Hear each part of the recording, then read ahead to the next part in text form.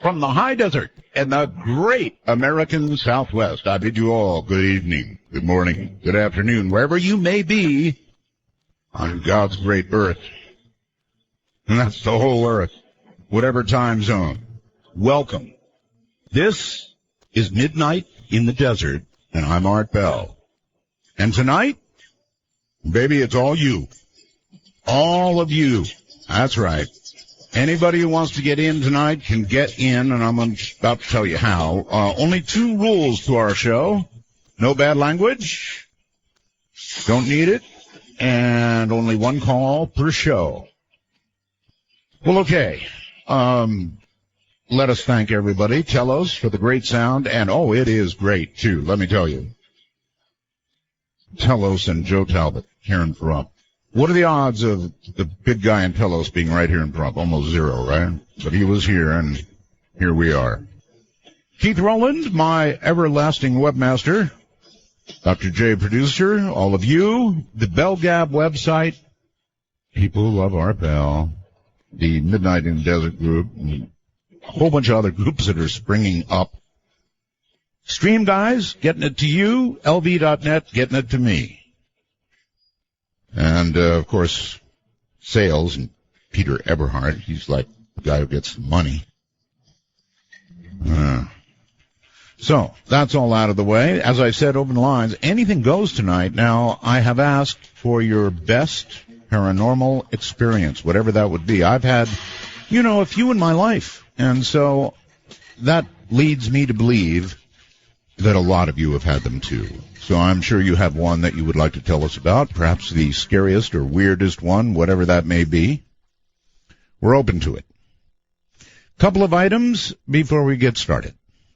Under a microscope, an expert eyes, that wing fragment you've seen so much about lately, is being carefully examined by many. Looking and looking, no clues, well, nothing we have been told about yet, other than it's a, 777 piece. Has to be the one, right? And this news, despite all the bombs we have dropped, actually billions of dollars spent, 10,000 extremist fighters killed, the assessment is the Islamic State, ISIS, is no weaker than it was when we began. So we have bombed them into a stasis, a state of stasis. Yeah. In Marana, Arizona, the police department there is reporting what they consider to be a ghost in their radio. Now, this is no normal thing. This is officers saying, somebody is saying, some woman, stop talking to me. Stop talking to me, like the screaming woman. No technical explanation from those who know about that stuff. They checked it out.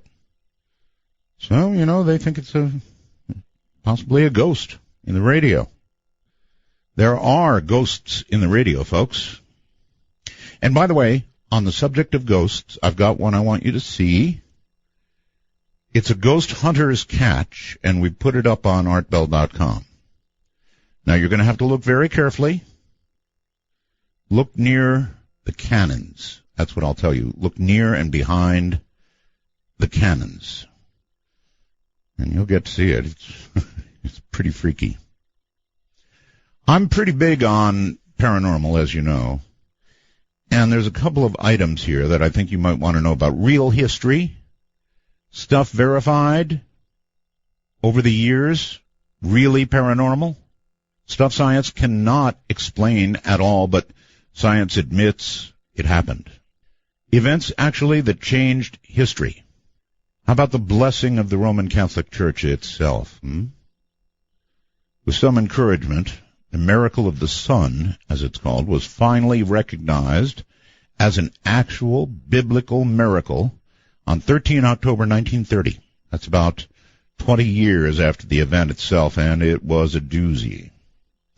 At about lunchtime on Sunday, October 13th of 1917, the little town of Fatima, Portugal, thousands gathered beneath storm clouds, which were interrupted by an opaque spinning disk in the sky, which then blasted a dazzling ray of light down upon the onlookers, many of whom claimed to have seen the apparition of the Blessed Virgin Mary in it. Well, it really happened, folks. It was viewed by somewhere between 30,000 and 100,000 people of varying ages, and has since been confirmed as a miracle by the Roman Catholic Church, despite some theories about space dust, probably swamp gas, tricks of light, things people say. Nobody has explained what all those people saw. And then there's one more I thought I'd lay on you. To most time travel fantasies that involve changing history, the catalyst for a butterfly effect throughout history is more often than not somebody dying. You kill Hitler, maybe stop Abe Lincoln from dying or something. And of course history changes, right? When somebody dies, you're removing a person's decisions, interactions, all from the world, which is why the Poltergeist curse. Remember the movie Poltergeist, right? The girl sort of clawing at the television set. You remember that movie, a lot of you. That's why that movie had such a ineffable effect on history for most. Poltergeist curse is simply that people keep making unnecessary sequels. And now a remake of Hooper's classic haunted house movie, or else maybe it's being damned to hear your near-it-all friend endlessly tell you how Spielberg really directed it. Spielberg he may definitely feel responsible for the untimely deaths of dozens of people. This is a true story involved in that film. He okayed the use of real human skeletons. Do you know that? Not props. In the very first movie, and since then, an unexplained curse has claimed the lives of most of the main cast in violent and tragic circumstances, and even the novelization writer was killed in a car crash. A few things to think about. All right, now you're going to get the phone lecture, and then we'll break briefly and come back, and it's all yours tonight, really all yours. I'm serious. I enjoy these nights perhaps more than any other, simply because, I don't know, because it's you and because it's open lines and because I don't know what's coming and I don't screen calls. So here comes the How to Sound Better in the Digital Age lecture.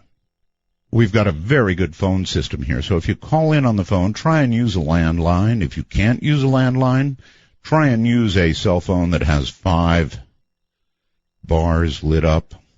And if you can't do that, then just do the best you can. Now, beyond that, we have, and of course we have a public number. Let me give it to you. It's area code 952. You might want to write this down. 952-225-5278. 952-225-5278. That's the public number, and there's plenty of lines, so you've got a chance to get through. Now, number 2, Skype. In the digital age, boy, can you sound good on Skype? If you've got a headset mic on a computer, and you've actually hooked it up with Skype and set it, it's going to sound like $1 million. It's going to sound like you're sitting in the studio with me. But if you don't have a computer, no problem. If you have a smartphone, boy, are you in biz. If it's an iPhone or an Android, got to have that talk some night. It's like Ford and Chevy, right? Everybody argues about what's better. Doesn't matter. They're both actually good. And what you can do is put Skype on it. Just download Skype. It's a free download. Once you've done that, become familiar with it. It'll work just fine with your phone. All you've got to do is put in what I'm about to tell you. MITD 51. If you're in America or Canada, you put in MITD 51. And even though I don't connect with you as a friend, doesn't matter. It'll be then in your list of contacts, and you can just punch it and dial me. It's that simple. And if you're overseas, if you're outside the country, anywhere else in the world, actually, same thing. You've got a smartphone, computer, put in MITD 55. MITD 55. And then it'll be in your contact list. You can punch it, and it will dial us up, and boy, will you ever sound good. Just don't leave it on the speakerphone. So these are the tips for sounding really spiffy in the digital age. Oh, by the way, I was on the air with Tom Likas for about an hour earlier today. That was pretty cool and fun, and, you know, we talked about radio and we had a good time. Now it's our turn. We're going to have a good time with you. Any sort of paranormal event that you want to tell us all about, maybe freak us out a little bit. That's tonight. That's now on Midnight in the Desert. It's night, my body's weak. I'm on the run, no time to sleep. I've got to ride by like the wind to be free again. And I've got such a long way to go, such a long way to go. Make it to the border of Mexico, so I ride.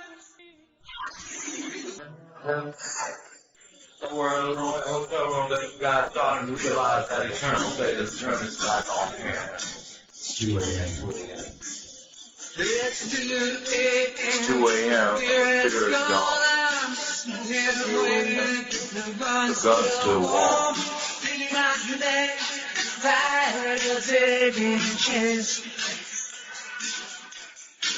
Yeah, there's a storm on the loose. Sirens in my head. Wrapped up in silence, all circuits are dead. Cannot see cold. My whole life spins into the breath. Take a walk on the wild side of midnight. From the Kingdom of Nye, this is Midnight in the Desert with Art Bell. Please call the show at 1-952-225-5278. That's 1-952-CALL-ART. That's right. A couple of other things, just very quickly. Number one, if you haven't done it yet, and you're listening on, I don't know, a phone or a computer, for goodness sakes, put on headphones. We're in stereo. That's right, living stereo. So, sounds pretty darn good. You'll be really shocked if you put some earbuds. I'm going to tell you about how to get good earbuds from Bob Crane. And you need to get them, because I'm telling you, the stereo is knock you dead good. Oh, and I might go on Periscope later. So if you're not connected to me yet on Twitter, I'm ArtBell51.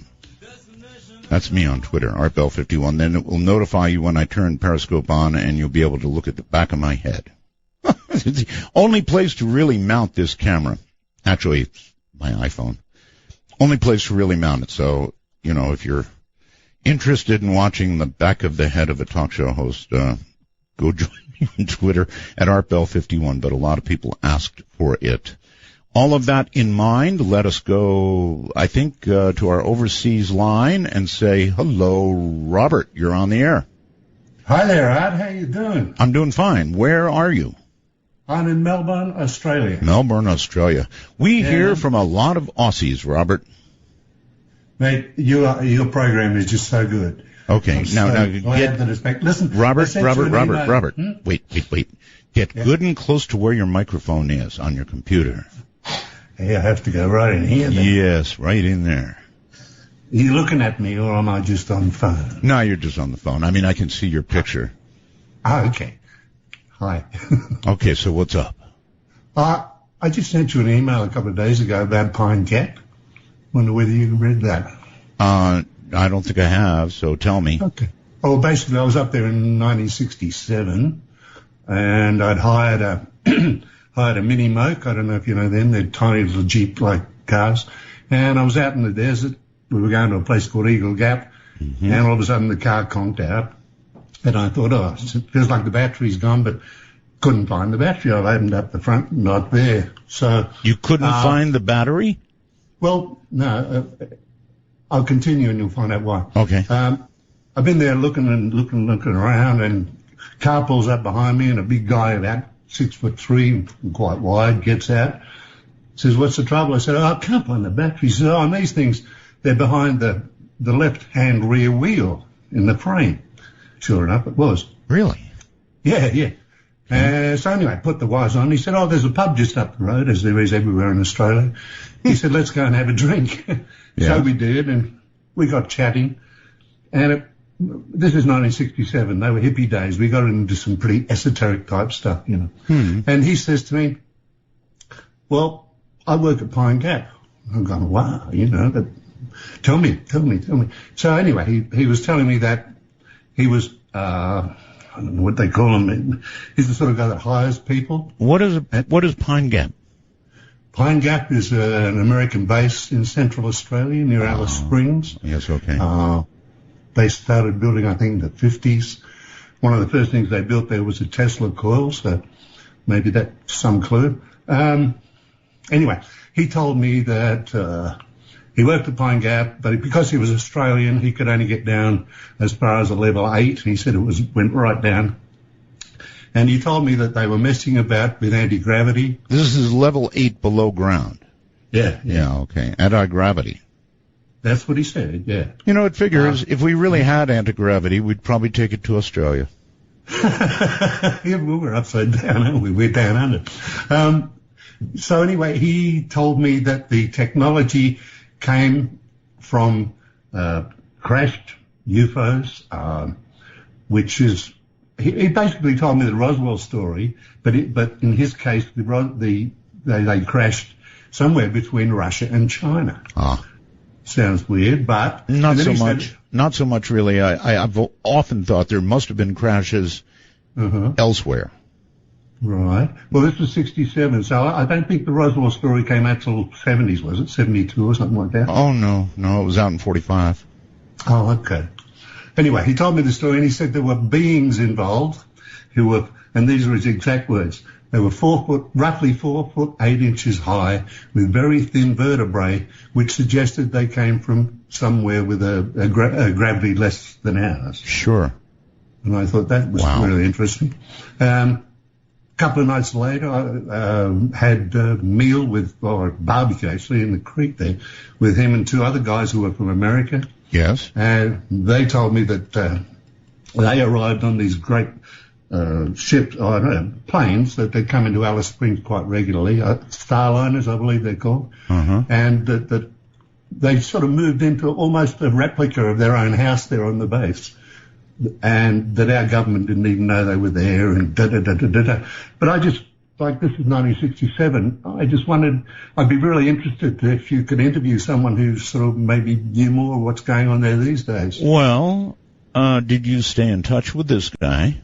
He did write to us, but I then split up with the lady I was with at that time, and I had no contact. No, his name was Mac. That's all I recall. Mac. Well, that'll make it easy.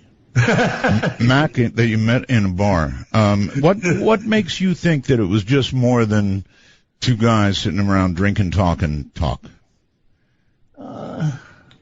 He had no reason to sort of tell me lies. It was him and his lady and myself and my lady, and we were talking for a little while before this occurred, and you know, particularly when we had a barbecue with him 2 nights later, and the same stuff was still being talked about, I really don't think he was lying to me. Gotcha. All right, I really appreciate that story. Thank you. What do you think, folks? Sounded like a legit recitation of a story. That doesn't, it's not first person, but yeah, if we had something like that, I think indeed we might take it to Australia, where there are fewer prying eyes. Everybody knows about Area 51, and of course they don't get in, but there's constant traffic by it now. People gawking and trying to see something. So why not take it to Australia? Actually. Well, okay. Let us go to regular old Skype here in the North American sector. Somebody named Disconnected76. I hope that doesn't mean mentally. Not at all. That's me. Howdy. How you doing, Art? Great Very to be well. Back. Oh, it's great to be back. First off, I just wanted to tell you I discovered today that the TuneIn app is also on the Xbox One, so I have it going on there loud and clear. Oh, yeah, I have forgotten about that. How could I do it? My daughter has an Xbox One, which she is on constantly. And I had heard that we're actually on Xbox One. So, we're on everything but a toaster. Well, who knows, maybe soon, right? Soon. As far as the story goes, I don't know if you remember, but the last show you did, Spooky Matter, while you were with Scariest. Yes. My wife, Stella, had gotten through to you and had discussed the house we lived in where the knives were coming out of the sheets on the counter into the floor by my feet. I kind of remember that, yes. Right, and she had found the, I guess I should say we, but she was the one who found all this back there, and found the bones and the teeth and 150-year-old money back there. Yeah, I remember. So there's that whole situation, but we've since moved from that house. Don't blame you. No, it got a little much, to be honest with you. But as I reflect upon things in life, that isn't really the first instance of that's happened to me. I remember when I was really young, and we're talking between the ages of 2 and 5 here. I remember a distinct smell of bacon, eggs, and coffee. Now, the reason I say that is because I live with myself, my older sister, and my 2 parents. I remember that, too. I mean, what's so odd about that? Everybody pretty much has bacon, eggs, coffee in the morning, right? But see, nobody ever did. Oh, well, that's a problem. That was never cooked. And at the same house, again, this is when I was very young. Well, that bacon, eggs, and coffee that you smelled? Yes. That was obviously from a prior tenant who had died violently in your room. and they just kept having to cook over and over and over again. Sorry. It's all right.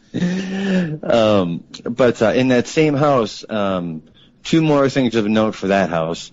Up on the top level in the bathroom, my sister was hanging, she was 9 years older than me, so she was still pretty short. She was hanging the shower curtain, with the hooks. Yeah. And everything, and she was standing on a stool. Yeah. And my mom, I saw this, and I have a fairly vivid memory of it. My mother was also there and insists that my memory is not mistaken, that she got thrown across the room into the wall, which was about 8 feet away from the shower curtains. Oh, see, now that's way into the paranormal. No question. Yes. Woof. Yes. And I remember a lot of people having weird dreams there, but the only other thing of real note before we moved out is when you would go up and down the stairs. Yes. You could hear things whispering your name, and you always felt like you were going to get pushed down. Yeah, so it's fair to say you haven't had a lot of luck with houses. Well, I guess not, no. Either that or I'm very lucky and get to experience those things, depending how you want to look at it. So how's the house you live in now? We live in a high-rise apartment just outside of Minneapolis, and we have no paranormal activity at all whatsoever as of yet. Way to go, sir. All right. Thank you very much for the story, and good luck with your future real estate. Going to Iowa City, Iowa on the phone. Hello there. Hi, Art. How's it going? It's going really well. Thank you. Good. This story happened to me in December of 1997, and I have to tell you, I have tried to call you on the radio ever since, mostly on the Ghost to Ghost line, and I'm so glad to finally get a hold of you. Well, here you are. Well, like I said, this happened about sometime in December of 1997. I was back on Christmas break from college, and I was at my girlfriend's house. She lived about, 10 miles from me in a very wooded, rural area. Mm-hmm. And I would go hang out with her until pretty late in the evening, and then I would go home. But because it's an Iowa winter, it was so cold that I would go out and start my car about 15 minutes before I would leave. I did that in Alaska. I understand. Okay, so that's what I was doing. I went out, started my car, the headlights came on, and she had like some pine trees, off to the side of her house that my headlights were hitting. And as I was getting ready to step out of my car, I saw movement in the pine trees. Now, this was like 2 in the morning, so it was very dark. And snow, thick snow on the ground. Right. And I watched it for a second thinking, it was just nothing. But a woman came out from behind these pine trees. And she looked distraught. I remember she had long brown hair. And she was wearing like a nightgown or a robe of some kind, very thin, obviously not dressed for the weather. Mm-hmm. And as she was walking towards me, I noticed she was barefoot. Yes. In the snow and the ice and the snow, cold. Yeah, it was very, very cold. Okay, listen. And listen to me. Hold on. Sure. We got the barefoot lady, and we're going to take a break. Come right back to you. Find out what happened next. From the high desert, Great American Southwest, midnight in the desert.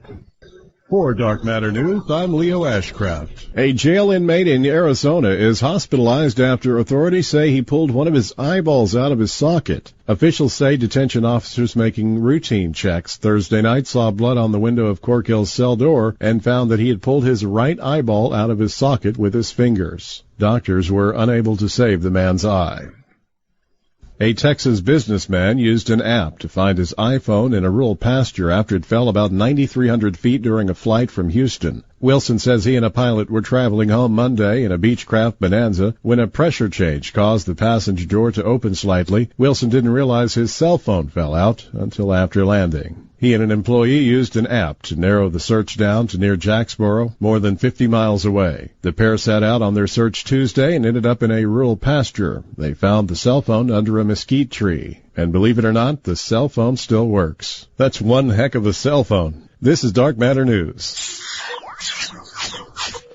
The National Air and Space Museum is launching a crowdfunding campaign to conserve the spacesuit Neil Armstrong wore to the moon. The campaign began earlier this month, marking 46 years since Armstrong's moonwalk in 1969. Conservators say spacesuits were built for short-term use with materials that break down over time. The museum aims to raise $500,000 on Kickstarter to conserve the spacesuit, but build a climate-controlled display case and digitize the spacesuit with 3D scanning. The Smithsonian formed a partnership with Kickstarter for a series of crowdfunded projects. The spacesuit is the first. Armstrong's spacesuit is deteriorating and hasn't been on display since 2006. The museum plans to display it for the 50th anniversary of Armstrong's moonwalk. Later, the suit will be the centerpiece in Destination Moon, a gallery opening in 2020. The Kickstarter campaign has already reached its goal, raising $582,000 of their $500,000 goal from 7,591 backers with 18 days left to go. NASA has been forced to address the latest doomsday prediction by an impending 2.5-mile comet strike in the month of September 2015. The claim was initially made by the self-proclaimed prophet named Reverend Ephraim Rodriguez. He said that a very large asteroid or a comet will hit Earth either on September 15th, 22nd, or 28th, or any other day in between. He also claimed that the location of the comet strike will be around the region close to Puerto Rico. The impact will set in motion a series of events taking place simultaneously in various parts of the world, like triggering earthquakes, causing a tsunami, and volcanic eruptions. The final prediction is that the experiments being conducted at the Large Hadron Collider will go beyond our control. This will cause the eventual destruction of Earth and wipe out humanity from the face of our planet. He further confirmed that the entire U.S. East Coast, Latin American nations, Mexico, and some countries in South America will be completely destroyed. He advised NASA to issue a warning about the comet strike so that people presently living in the areas that will be affected can be relocated to safer places. Other accounts of such apocalyptic theories are being shared online and are gaining a lot of traction, with many people agreeing that the event would bring about a climatic catastrophe. Some people have claimed that the actual doomsday will be caused due to CERN's Large Hadron Collider. They say that the logo of the CERN is the number 666, which is the sign of the devil. Others say that this is a sign of the beast in the circle. They go on to claim that the CERN collider looks like Stargate, or the all-seeing eye that they find in many places around the world. For now, NASA has addressed and contradicted their prediction of apocalypse by an impending comet strike in the month of September 2015. Let's hope they're right. For Dark Matter News, I'm Leo Ashcraft.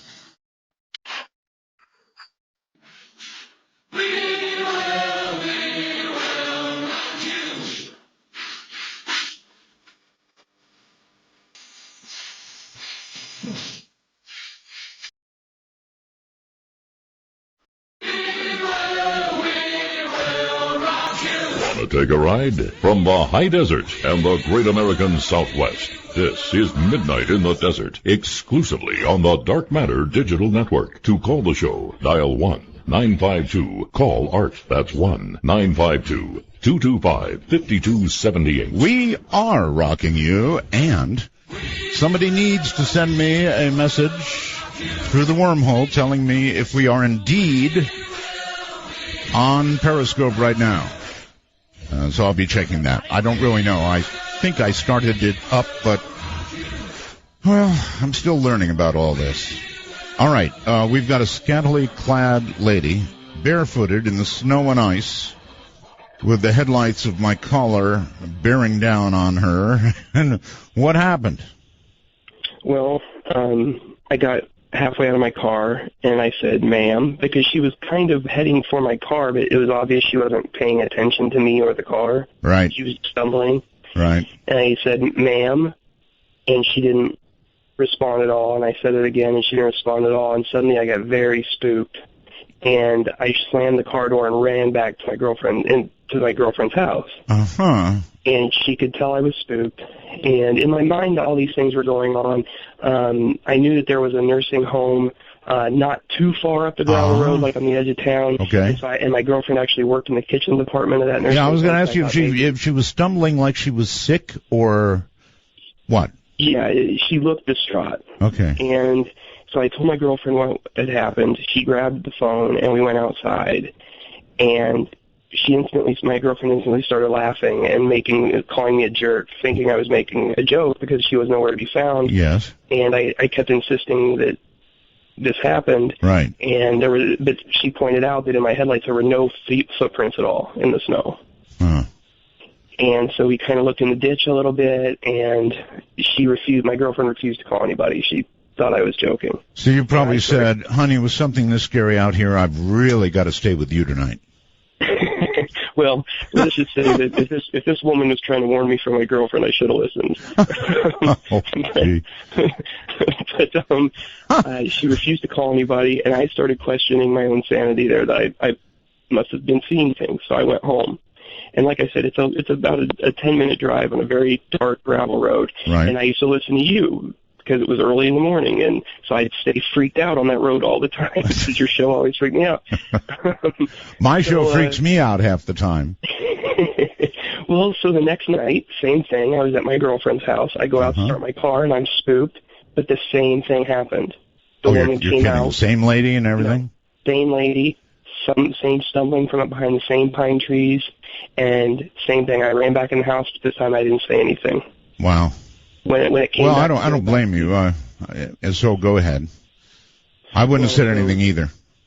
Yeah, I decided it wasn't worth going through it again. And when I went back to get in my car to go home, nobody was there. Same thing. Right. And this happened off and on the exact same way for that entire break. And I went back to college after the break was over. And fast forward in time, I don't know what break it was on, but there was no longer any snow on the ground. I was still seeing my girlfriend, and I got in my car one night, started heading home, and there's a campground right off this gravel road between her house and my house. And I saw somebody standing at like this orange gate at the entry to the campground. I didn't think anything of it. I could see it in my headlights as I was coming up. And as I got closer, I realized it was that woman. The same woman. Seasons have changed, and it's the same woman. Seasons have changed. Same woman, same dress. Same like nightgown or whatever. Now we're talking same long hair. Yeah, that's what I figured. Yep. And she looked directly at my car, and her head followed my car as I drove by her. That's the first time that as I got home, I realized that's the first time she's ever looked at me. That's pretty freaky, too. Yeah, I was so scared. And so time is a little confusing to me now, but then a few nights later or a few weeks later, I was living with my mom and dad while, I was going to school. Right. And so that's where I was going from my house to my girlfriend's house. So I pull into my mom and dad's house, and I get out, and I start heading for the front door, and my mom and dad lived in town, but a very small town, and the woman walked from around my mom and dad's house towards the front door right for me. She was maybe 10 feet from me. Same thing, stumbling, looking mostly at the ground, wringing her hands. Okay. And I got spooked. I ran in the house as fast as I could. And that's the end of the story? It's not. Okay, well, we have to get there because we do have some time limits. I definitely will get there. Okay. That kept happening to the point where I was going around the back of the house to go into the back door because I wouldn't see her. And one day, it was right middle of the day, I'm lying on the living room floor watching TV. The phone rings. I get up, and I look out the front windows as I'm going for my phone, and the woman is standing in the highway in front of my mom and dad's house, staring right at the front door. Oh, my. And let me tell you, if you think things are freaky in the middle of the night, they're even freakier in broad daylight, because they're not supposed to happen in broad daylight. Definitely coming for your soul. Yeah, because the next day, the last time I saw her was the next day, same thing. Saw her standing right in the middle of the road. This time she was clutching her nightgown, screaming at the top of her lungs, although I couldn't hear a word. And it looked like there was some sort of stain all over the front of her nightgown.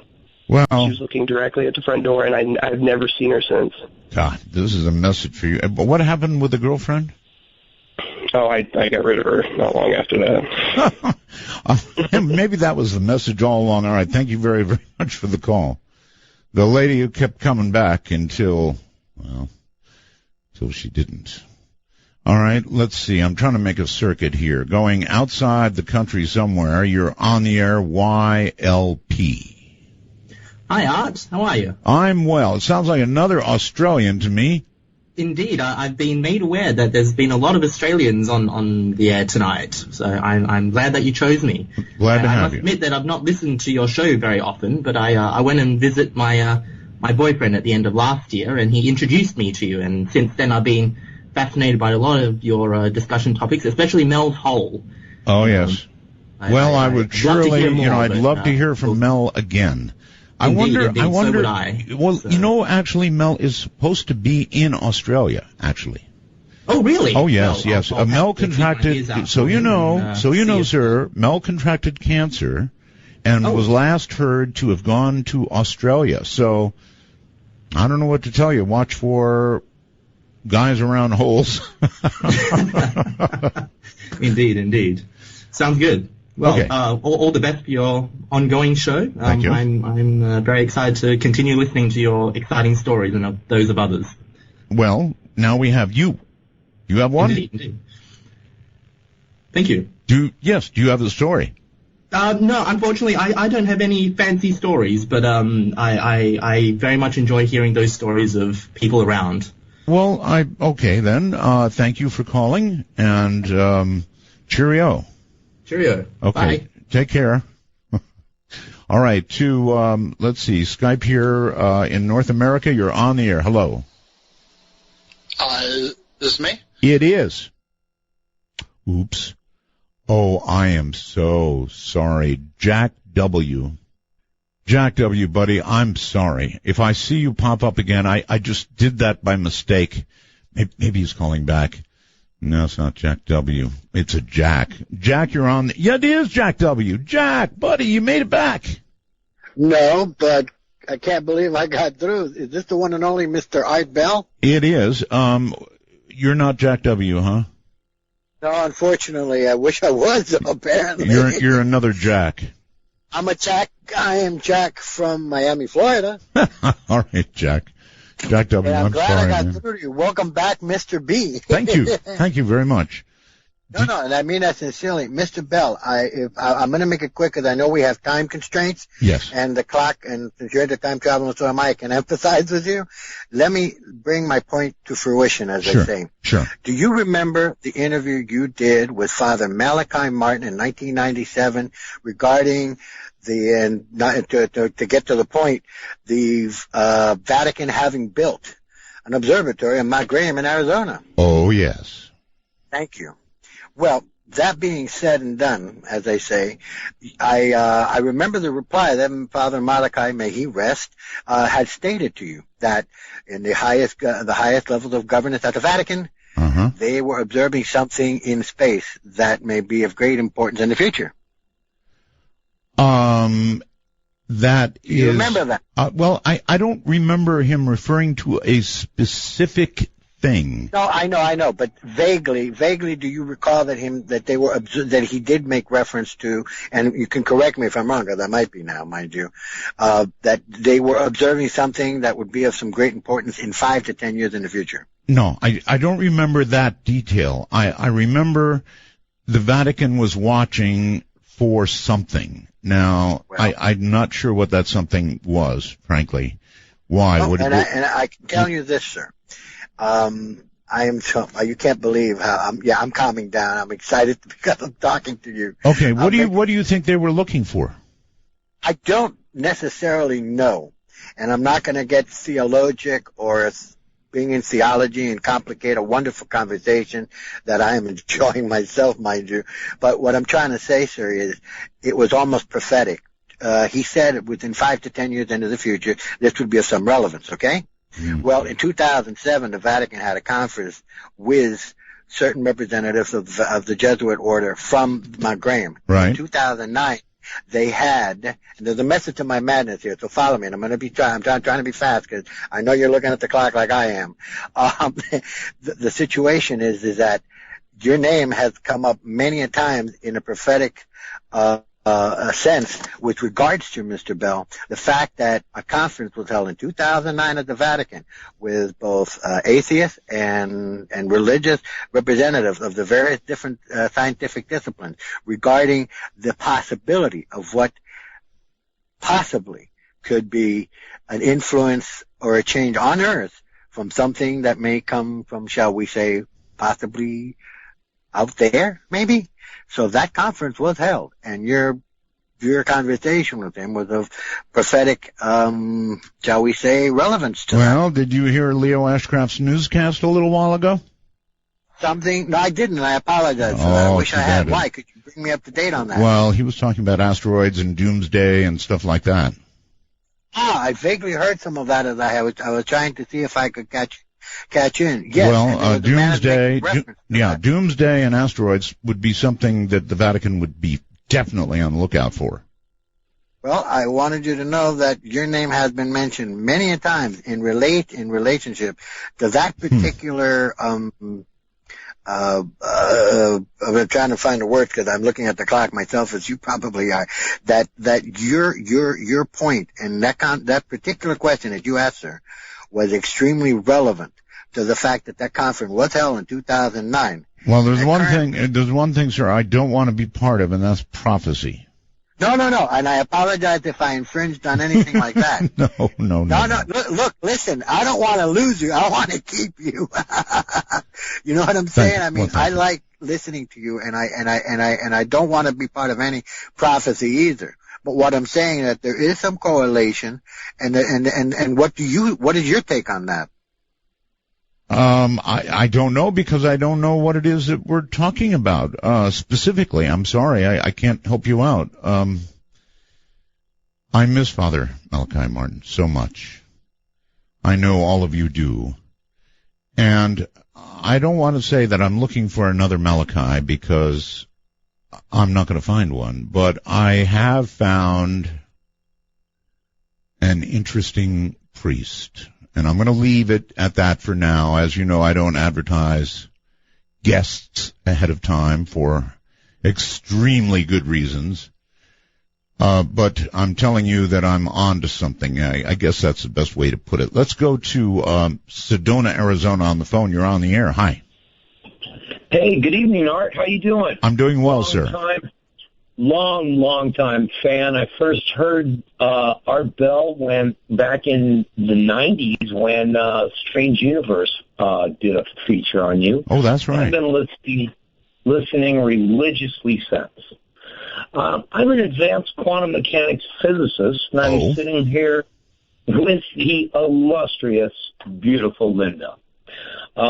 And the reason for the call was we kind of entertained this idea a while back, but we didn't know where we wanted to break this story. Break it here. And I couldn't think of a better place than to do it on the Art Bell Show. All right, fire away. What have you done? Well, here we go.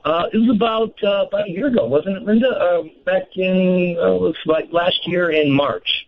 And she saw me on YouTube, and she reached out and said, "Is there something that you could do for me medically?"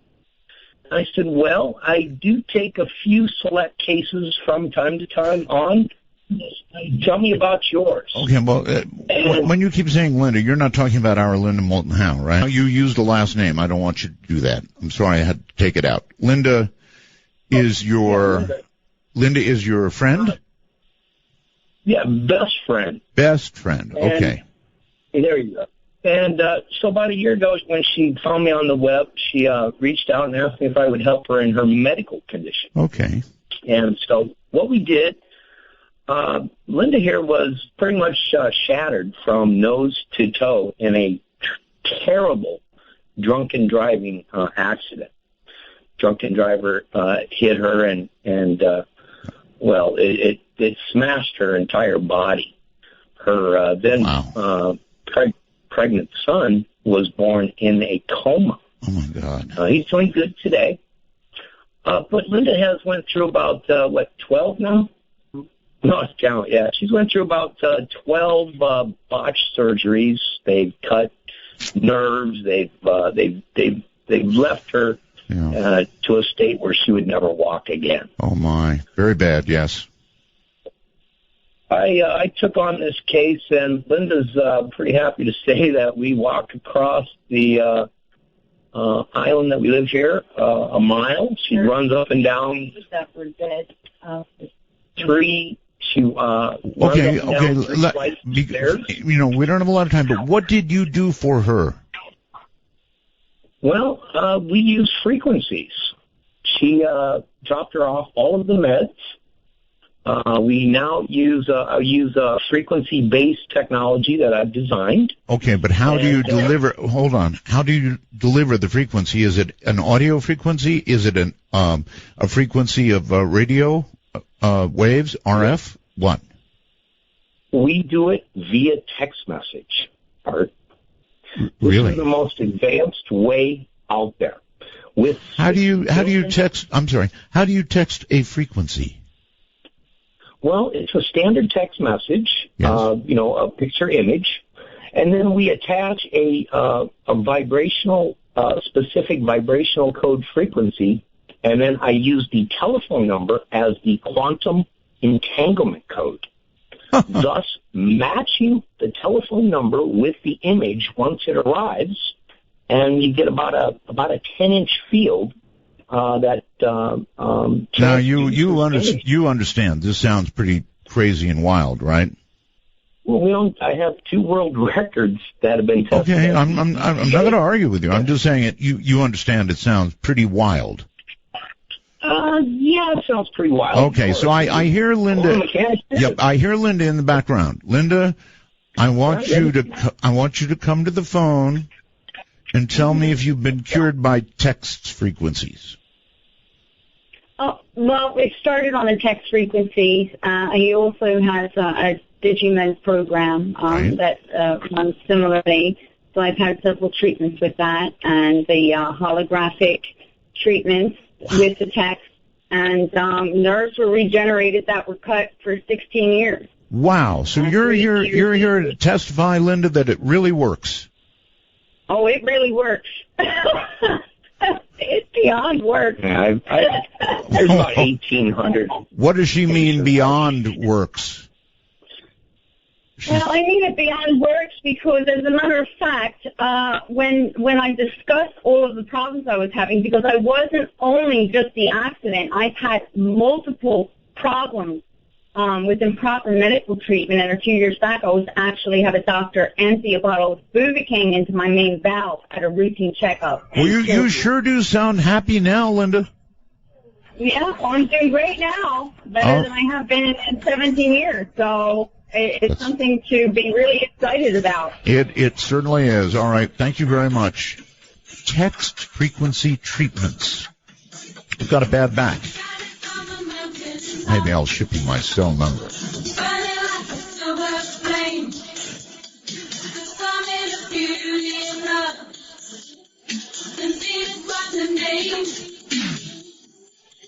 got it. Yeah, baby, she.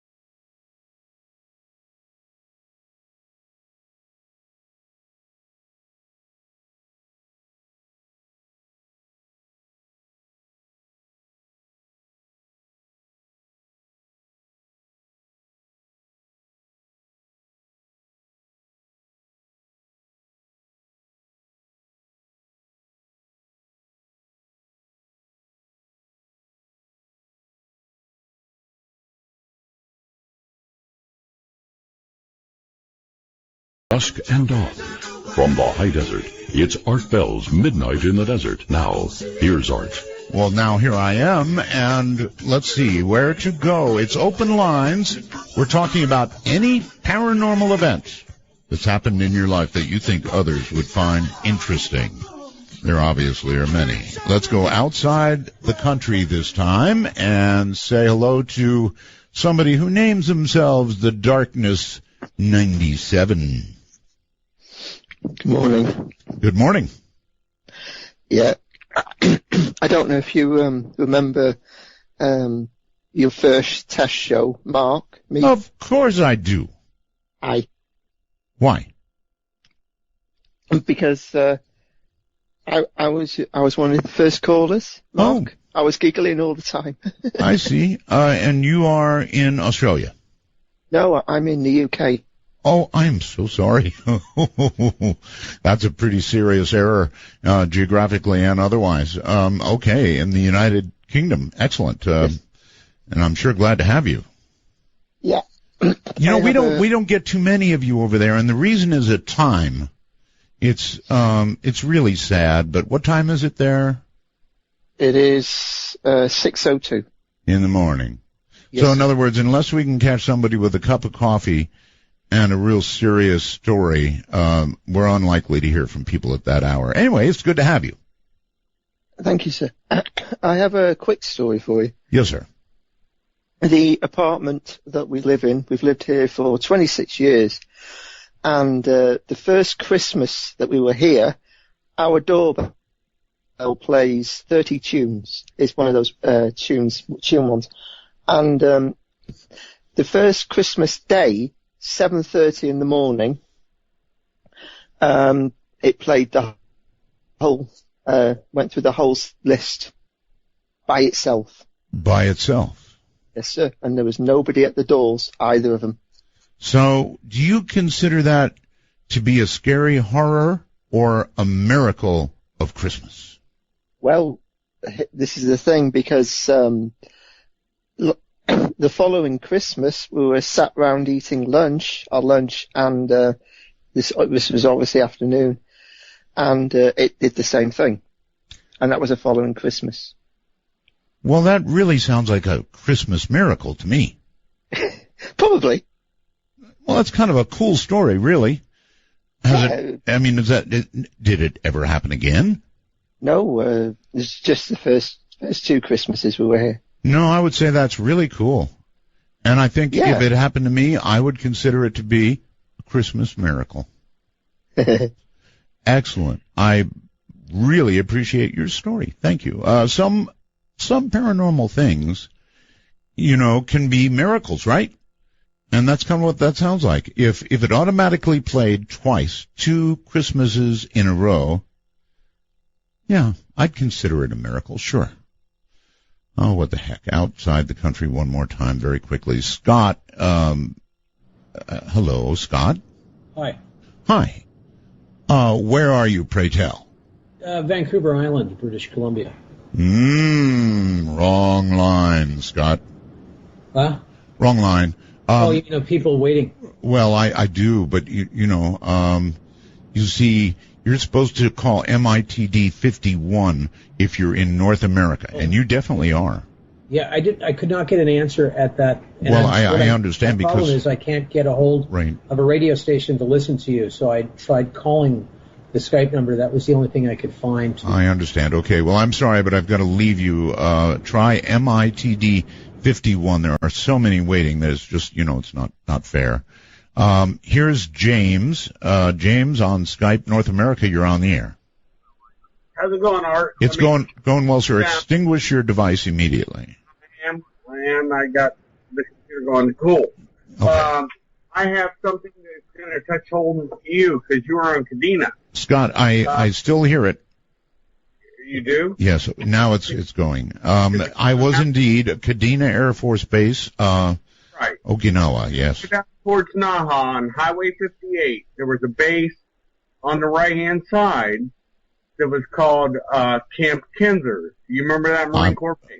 I absolutely do. I spent almost a decade there, buddy. Yeah, I spent a long time there, too. Anyways, I was a military policeman in the Marine Corps. I'm a contractor now. I've been in Afghanistan and Iraq numerous times, but I want to get to the story. Sure. Here is the funny part. We get a call one night. Now, you remember you had security all over for certain sensitive places. Oh, yes. This place was PWR, Pre-Position War Reserve. Mm-hmm. And that meant guns and different things in this building. Right. Well, that building during your era was used to hold corpses. And there were freezer areas. And during the war, in the Second World War, they had landing strips. If you've been on Kinzer, you know what I mean, those big, long roads. I don't think I was ever on base there. Okay. Well, anyways, I get a call one night that something's going on at this PWR, and it was first, I don't have been there maybe a month. Mm-hmm. And then I find out later that this is common. And since it's paranormal, this is why I'm calling in. Okay. I go in there and these guys are like freaked out. There was a dark green in the Marine Corps. Dark green means black. Light green means white. Right.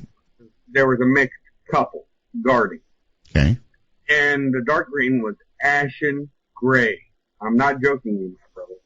My veteran brother. And, they're both freaked out. Are you there? I'm here. Okay.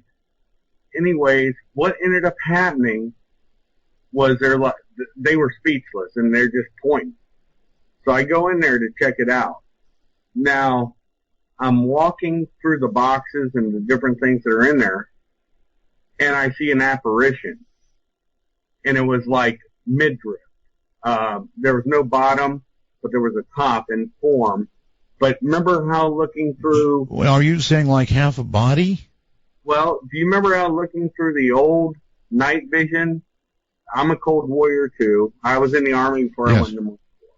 Yes, I know about night vision. Yeah, and remember how it was just a ghost image? Sure. Back in the day, now it's brilliant. That's right. But the thing is it was just like night vision, except I'm looking with my own eyes, and it was like smoke. And this thing, and it had form. I really wish I could describe it better, but it kind of looked at me and walked into the freezer through the wall, through that freezer wall, that steel door, stainless steel door. That would do it for me. And of course, I went right behind it and opened the door, and there was nothing in there. Of course So not. that's the only reason I called. Oh, that's plenty. That's plenty of reason to call, my friend. I listened to you since my son's now 17 on 6:10 a.m. in Columbus, Ohio, is where I listened to you from back in the day. Okay, well, thank you very, very much for the call. And yes? Gab knows me as Sword Point 9. God bless, Art. All right. Thank you, sir. God bless you, too. And, yeah, you know, if you see something walk through a wall, you know you're... Actually, I don't think I would have gone and opened the door, frankly. Really, I would not have. But, you know, people do what they do. In other words, anything that walks through a wall, probably I don't want to see when I open the door. Thankfully, he didn't see it, right? But what if he had? On the phone, Oklahoma City, Oklahoma, it says, you're on the air. Hello, Art. How are you? I am well, sir. Thank you. Many, many, many Roswells to you. Thank you. And I'm looking at you on Periscope. Oh, really? I forgot about that clock. I just love that clock. I do too. I wish I could get one. Well, you can. They're gettable, but they're not cheap, I'll tell you. Okay. Yes, you can get one. Well, you know, I don't exactly want to give out the name. That's free advertising. Okay. You know, but what the hell? Let's see. It's BRG Precision. That's BRG. Baker Robert George Precision. You know, right. And they're not cheap, but they're wonderful. You plug Ethernet into them, and it keeps time by the atomic time servers. Great. As I mentioned before, I saw this baby, you know, in Paris, France, at Radio France Internationale, and I did everything but rip it off the wall. I begged those people. There was no label saying who made it, so I had to find it. I remember the stories. Yes. Anyway, what's up? My name is Tony, and I'm from Norman, Oklahoma, which is about 30 miles south of Oklahoma City. Okay. And I've talked to you twice before. The last story I told you was about a foot that I felt under a couch. And this happened about 5 years ago, this past 4th of July. Okay. I was at my brother's house, and he has some kids, and they were doing fireworks. And all the lights were off outside of the house. The outside of the house lights up. It's got a lot of spotlights. You just reminded me of lights, sir. I should turn this light off, actually, and I should turn the back light on so that people can see better. Thank you. Continue. And so it was dark out there. Mm-hmm. So about 3 hours later, I decided I was going to go home. So I walked out the front door. All the lights were out. It was dark. Mm-hmm. And I hit the clicker for my car to unlock the car, and the headlights come on. And I wasn't looking at the headlights or around the headlights because I know they come on. And the headlights, out of the corner of my eye, I saw something standing, and I looked to there, and there was a gray standing there. It was a gray, as in gray aliens that we talk about? Yes. How tall? And about 3.5, 4 feet. And the face? It looked like the normal gray alien depicted? Oh, yes, exactly. And it just stood there. It was looking at me. I was looking at it. Yeah, I bet. And had to be about 45 seconds. And for the longest time, I kept thinking about why was he standing there so long? And I thought, well, maybe he's the one I know. What do you mean What do you mean the one you know? I have had abduction or experiences. All right. So that's the only thing I can think of as to why he stood there so long. But he turned and walked through this tall grass that came up to about its knees. And I never saw anything move the way this thing moved. It just turned, and I can't tell if it was running or what, but it moved so fast around the back of the house. Okay, let me ask this. Was it, when you say the way it moved, was it as though, if you run, there's a motion, right? Yes. Was it like that, or like it just, smoothly moved fast? I didn't see any bounce as if it was running. Wow. But it was moving extremely fast. I've never seen anything move this fast. And in the distance, after it went behind the house, I thought I saw it jump the fence.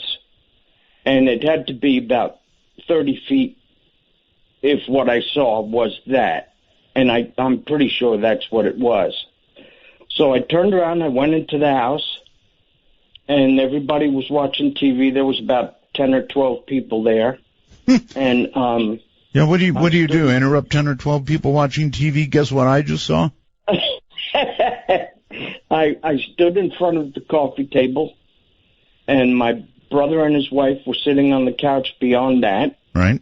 And I stopped, and I stood there, and I said, I just saw a gray. And my brother said, what? And I said, I just saw a gray. And he said, where? And it was right outside the window. No, wait a moment. If the average person goes into a room and says, I just saw a gray, they're going to say, a gray what? Right? Well, he knows what it He knew your history with grays. Yes. Okay. So everybody jumped up, turned on the lights outside. Right. Everybody ran outside. Got it. And there was this 12 or 13-year-old girl who was just about the same size as it was. And she was standing right near where it was, and you could see a path in the grass. You could actually see where it had gone through in the grass. Right.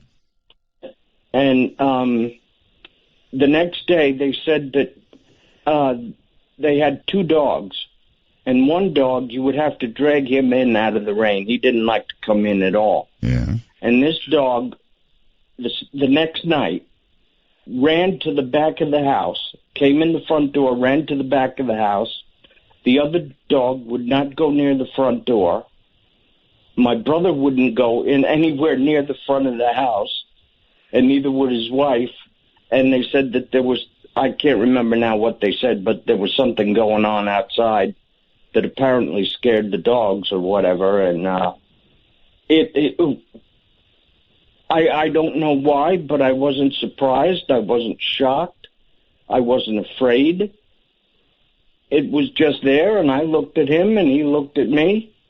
So you're really familiar with grays. Yeah. A lot of gray experience, you might say. For me.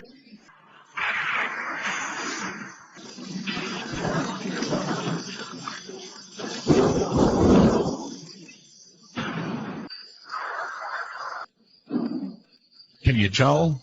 Can you tell I like thunder? Oh, it's so wrong. Coming to you at the speed of light in the darkness. This is Midnight in the Desert with Art Bell. Now, here's Art. All right. Getting down on my hands and knees. Really, I am. Actually, I am on my hands and knees. It is Jack W., who I cut off without mercy by mistake earlier. Jack, I am so sorry, buddy, and you are on the air. You know what, Art? I'm actually kind of glad you cut me off. Why? I had my front door open and a train came by, buddy. It would have completely covered me. Well, anyway, I am so sorry. It was just I'm still learning about all this stuff. Hey, you know what? It happens. Now get up off the floor before you hurt your back and miss the shows next week, huh? Yeah, you're right, actually. All right. So now that we got that out of the way, let me start this fresh with a Roswell's and Kecksburg from the New York, Pennsylvania border. Okay. I've been waiting years to talk to you, sir, and I was even next up on Spooky Matter. Oh, yes. And cut me off at the end of the show. Right, well, it's going to be Ghost to Ghost digital this year. Well, see, the thing is, though, because it's tonight's theme, I can give you one of those stories that I would have given you that night. All right, lay it on me. The town I grew up in here, on the New York, Pennsylvania border, is a very, very active town, and I have no idea why. All I can guess is that we have a mound. A mound? Yeah, a mound. A mound builder mound that's not on the charts. Well, I don't know what a mound builder mound is. It was a group of Native Americans that built mounds. Oh. They were kind of tied in with the Mayans, I guess. Okay. I'm not an expert. All right. I'm not even going to claim to be. Okay. Like a Mayan mound. Yep. Mm-hmm. So I think they built it here because there's an energy here. Anyway, I grew up a block away from a cemetery. And I'm sure you've heard tons of cemetery stories over the years. But I'm just going to toss this one onto the pile because it's pretty cool. You can never get enough cemetery stories. Go right ahead. That's what I always say. In the middle of this cemetery is a tree that has a scar down the side of it in the shape of a lightning bolt. From as high as you can see to the base. Okay. Next to that tree is a grave marker that's made out of steel that's been painted with the bust of the plot's owner. That head will follow you if you're under 18. The head will follow you. It will. If you're under 18. If you're under 18. If you're over 18, then you don't have to worry about anything in this cemetery. If you try to do vandalism, the cemetery hurts you. Really? I went to school with a kid that went in there to kick over headstones because they were the ones that are like 3 or 4 inches thick, but they're tall. Yeah, well, anybody who does that deserves whatever they get. Yes. Well, I was talking to him one day. He said to me, yeah, he's going to go kick over some headstones. The next day, when I saw him, he not only had a broken leg, but he had broken 3 fingers on his hand as well. Did he mention how the graveyard did that? Yeah. How? He did. He twisted and broke his ankle in a sinkhole that we could never find because we went back looking for it. Yes. And he broke his fingers trying to catch himself on the same headstone that he kicked over. There is a karmic god. Yes, there is. Absolutely, sir. Mm-hmm. Well, that's one whale of a story, I must say. And I hope with all my heart that that's true. And I guess that is the stuff of legends. So it's like you stay away from that graveyard. Absolutely. And you never take a mirror into that graveyard. A mirror? Mm-hmm. Why? Because it will burn your hand. It'll burn your hand? Yep. Anything else about it? There's a few other little quirks. That's quite enough, actually. Yeah, it's quite enough. I don't want to. I know there's other people out there. In fact, I've been talking to one all evening. I see. So I'm gonna let you go. Let somebody else get on. All right. Well, all I can say is that the dope got what he deserved, and maybe he deserved more. That's horrible. Absolutely horrible. All right, my friend. Thank you very, very much for the call. And, of course, again, excuse the drop. I'm so sorry about that. Yeah, you got me back on. 73rd, Art. Keep your stick on the ice. That's a ham radio thing. Let's go by phone to, well, it says Mansfield, Ohio. I never really know. People move around so much now. Hello. Hey, how you doing there, Art? Very well, sir. Thank you. That's great to hear you again. This is Steve in Ohio. I got a UFO story to tell you, a little quickie. I was just sitting here at my desk, minding my own business, just playing on the computer, and I sometimes go to the door and look out, and I looked out, and to the left of my house, there was a green, kind of like a welding torch light, but it was in an empty field, which there used to be. Wait. Are you telling me this is happening tonight? No. Okay. No, this happened back in the past. All right. I can't remember, like a year ago, maybe. Gotcha. And and it was it was green. It was big, and it was green, and it was like a welding torch, a light, real bright. And nobody else seen it because I've even asked one of my neighbors, which lives two houses up from me, who I know, and he didn't see it, but I told him about it too. But anyway, I just want to tell you, I don't want to really. Well, you do know where I am, so the Men in Black may be coming, right? That's right. All right. Thank you very much. All right. I love you, man. Take care. Keep your eye on the sky. Cheers, y'all. It's your boy King. Chilling with the real crew. Minus and black music. From the high desert, Great American Southwest. Anything you want to talk about, fair game. Now don't be shy. You know I'm watching live. Just don't hide your baby. Let's go.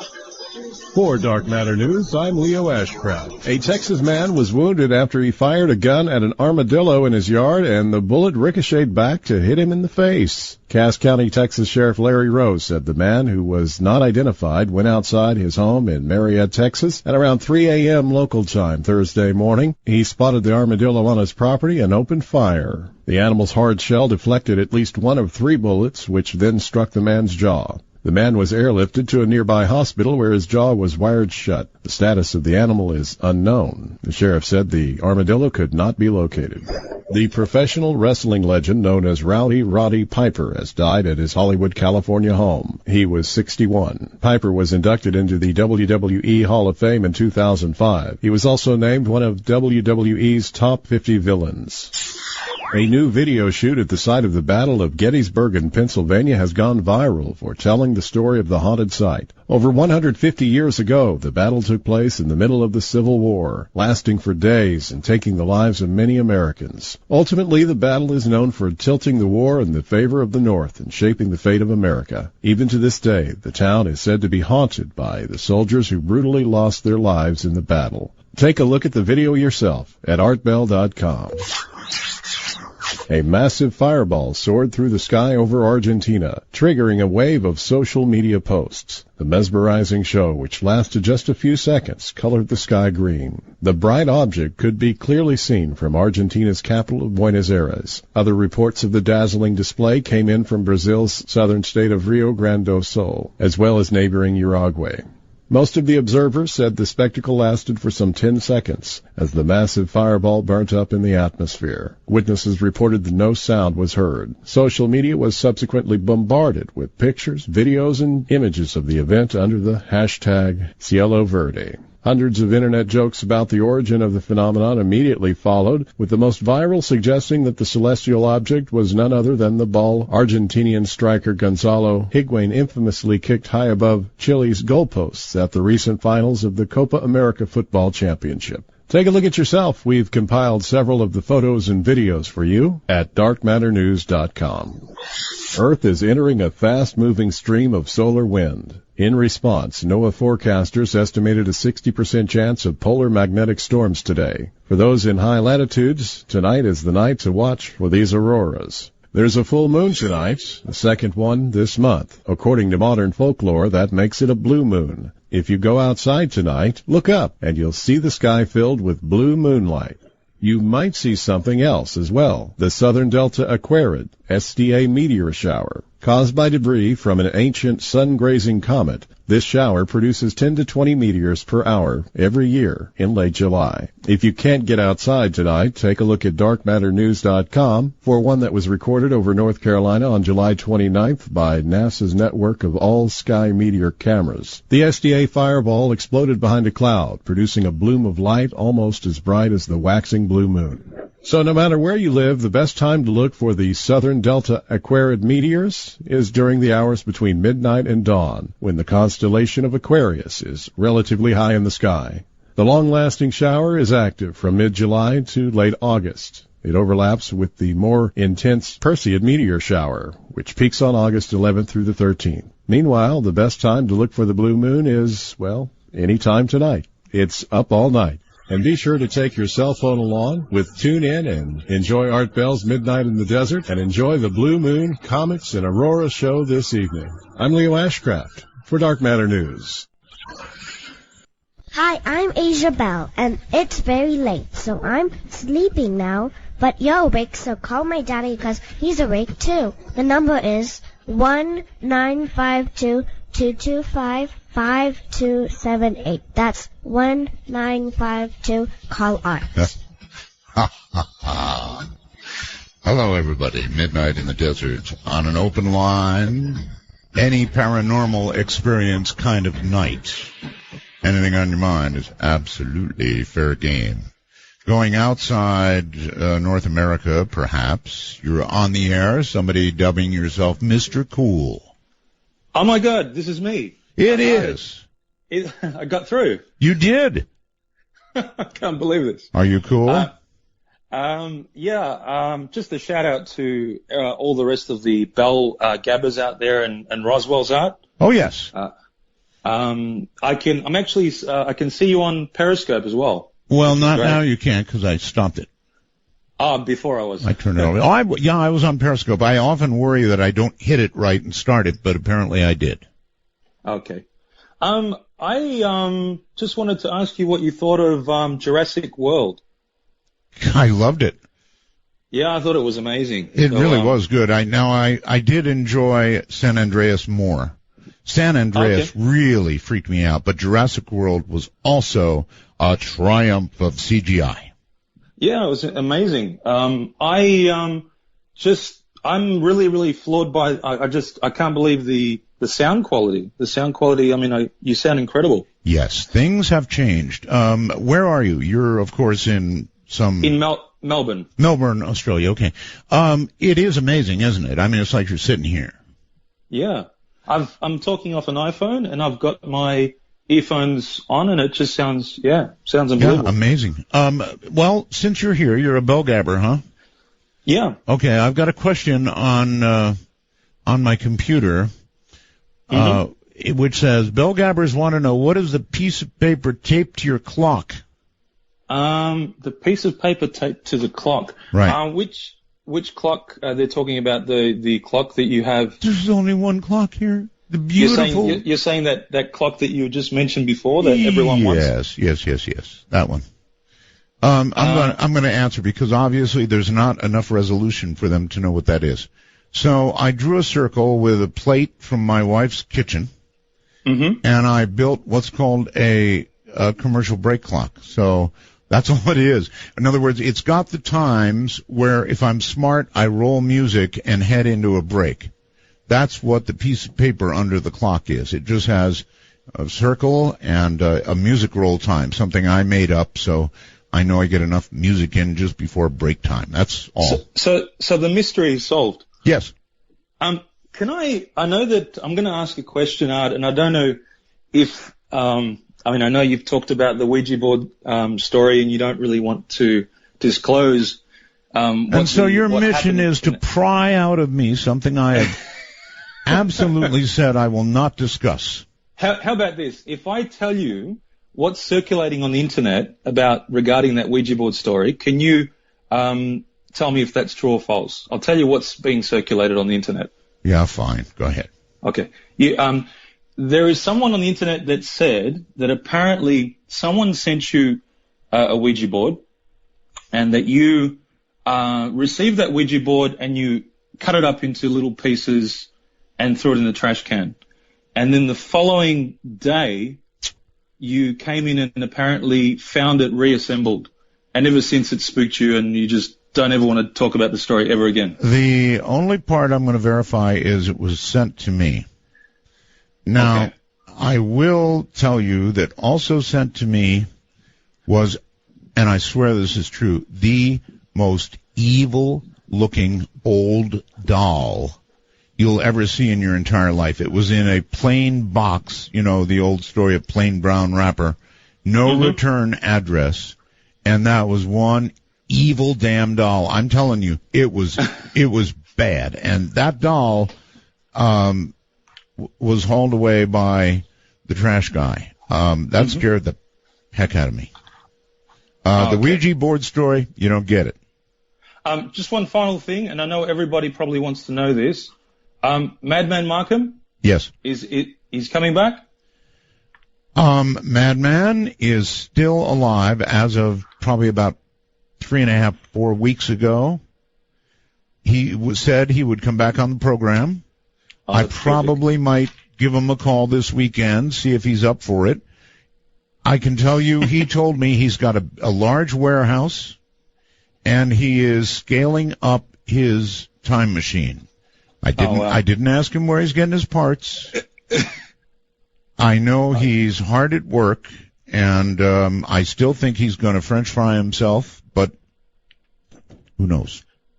Well, All right? it was great talking to you, Art, and everyone else, just to let you know, it can be done. Try calling in, people. You can get through. There you go. Thank you very much. And take care, my friend. That's the other side of the world. Pretty much as far as you can go around the world. And yet, if you were listening carefully, he sounds like he's right here. What I would like to recommend to all of you is that you use earbuds. You know, if you've got a phone, probably when you bought the phone, it came with earbuds, right?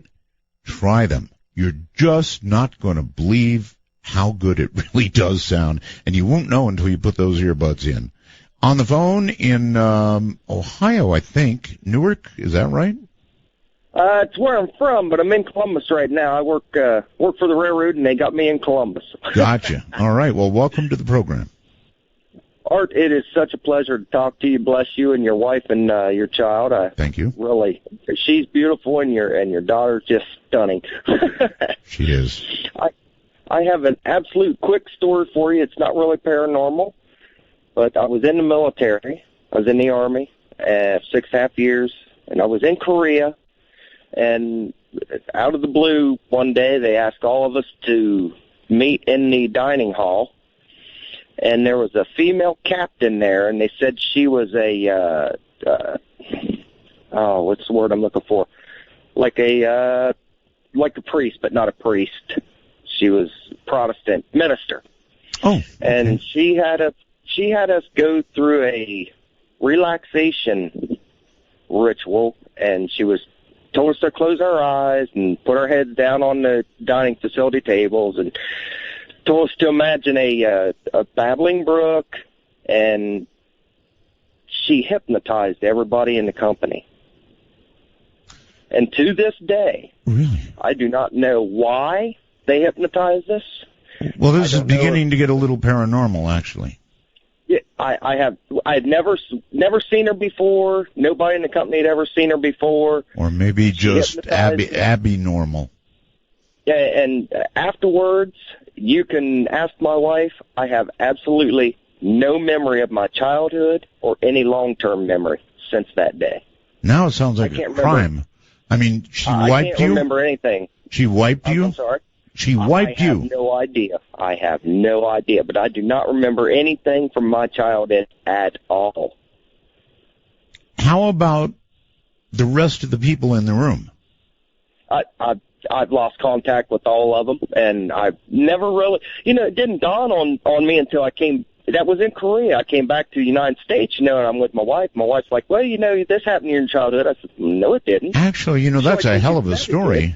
That really is a hell of a story. I would want to, I think, reach out if I could find some of the other people in the room and see if that happened to them. That's a serious matter. Your entire earlier life gone? Everything. I can't remember. And my mother's passed since.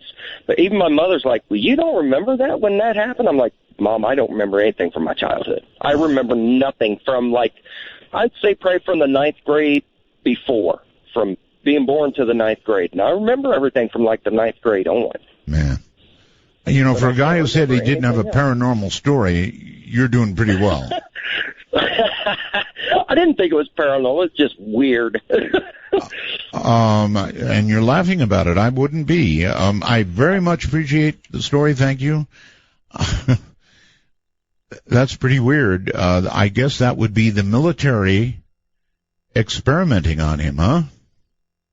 Boy, oh boy, oh boy, oh boy. No, thank you. Let's go to, I think, Portland, Oregon. Roswell's Art. Thank you. That's hey, I guess. I was going to say that's KXL land up there, right? Yeah, the Megatorch. Yes, sir. I guess somebody stole my thunder about the Ouija board, huh? Well, no, because I'm not going to answer it. Well, no, but so I got to come up with another question. So you mean you were going to say the same thing about it being sent and... No, but I was just going to ask why you didn't talk about it. So I guess it's a moot point at this point, but is there any chance that you believe that it may not be all evil, that it could be actually used for some good? No, I think it was evil. All right, you're that much I can say. You know, if you really want to know, stay the hell away from Ouija boards. I'm serious. They are evil.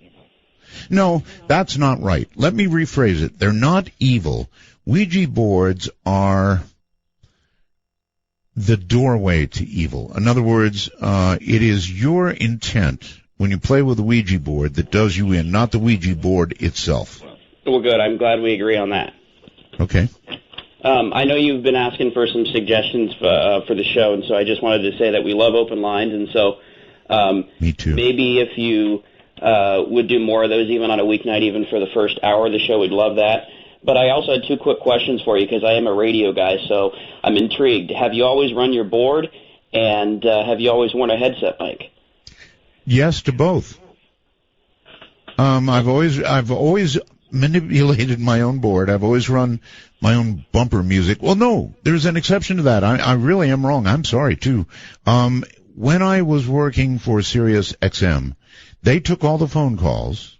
They shipped those calls to me. They shipped the guests to me, and they ran the bumper music, pretty much. So there you go. Well, Art, it's great to have you back, and yeah, you got a blowtorch here in Portland, so rock on. All right, thank you very much. It's kind of an odd story. KXL, of course, is a monster of a station. I mean, it is a monster of a station. Really big.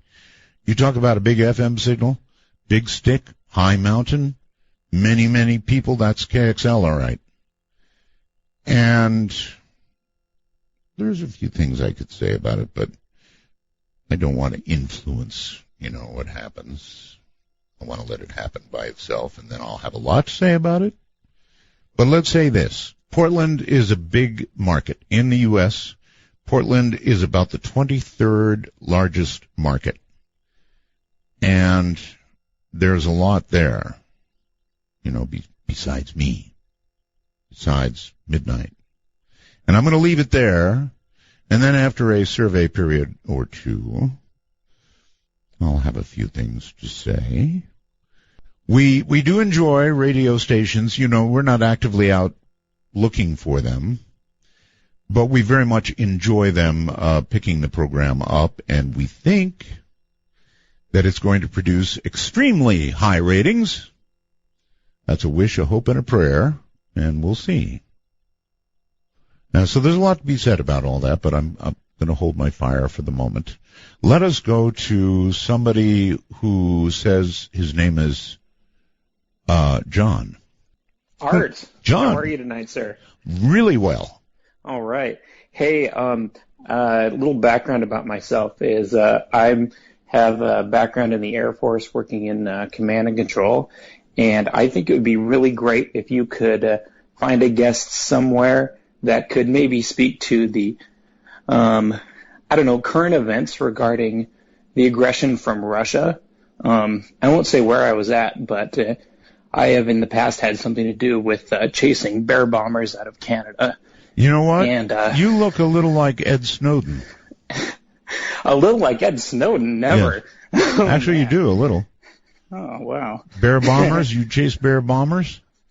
Do I don't want to say what I do exactly, but I don't think people realize just the state of affairs and the kind of stuff that's going on in the world around them. Well, I do know that there's a bunch of dangerous stuff going on right now. Absolutely. With Russian planes getting very close to us. There's a bunch of really dangerous stuff going on in the South China Sea right now. Absolutely. And, most Americans don't know how dangerous it is. Yeah. But I think given your vast outreach, I think you could probably find a guest that could speak to that intelligently, that would know where the classification lines are, unlike me. So, well, exactly. So, you obviously know some classified material, right? Oh, I know quite a bit, yes. Well, listen, don't let it worry you. Just whisper it right here in my ear. Okay, yeah. Hey, one more thing. Yes. So once again, I worked in command and control, and a buddy of mine who was also a radio guy, or background in radio, we used to try to turn our HF station into UVB 76. Are you familiar with that one? I've heard of it. Yeah, the Russian buzzer. Yep. Yeah, when we heard it, it sounded more like a tone. It didn't quite sound like the buzzer, but before that, there was that'd be something. Another really cool show to talk about. The number stations Oh and yeah. the other sort of. Before that, there was the woodpecker. You remember that? Oh yeah, I've only read about it on Wikipedia. It's sort of funny. It's like they say that youth is wasted on the young. Well, access to a military grade HF system is wasted on. Was wasted on me when I didn't know much about such things. So, all right. Well, anyway. Listen. When you're ready to spill your guts completely, you call me. See, here's the thing: is Edward Snowden can't come back to this country ever again, and I'm worried that if I say what I know, I'll be in the same boat. So,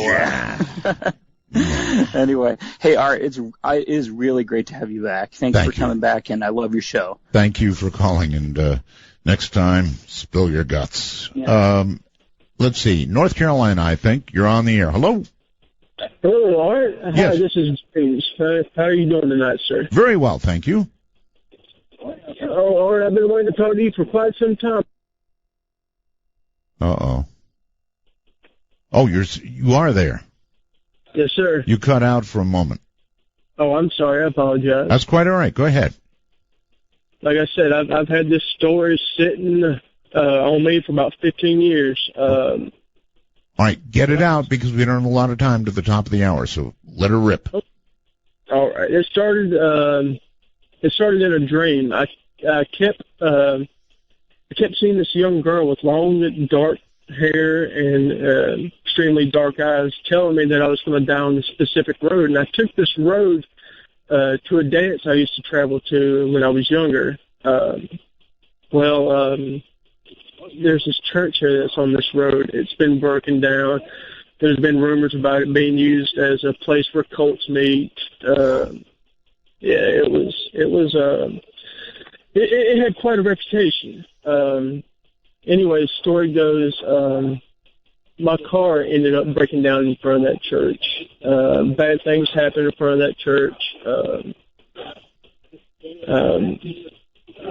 All right, you've got your radio on in the background or your whatever. Got to have that off. I apologize. Anyway, me and my friend, we were coming home one night from this dance place that we used to frequent. And we were getting ready to pass by this church now. We used to take the side road right before we get to the church.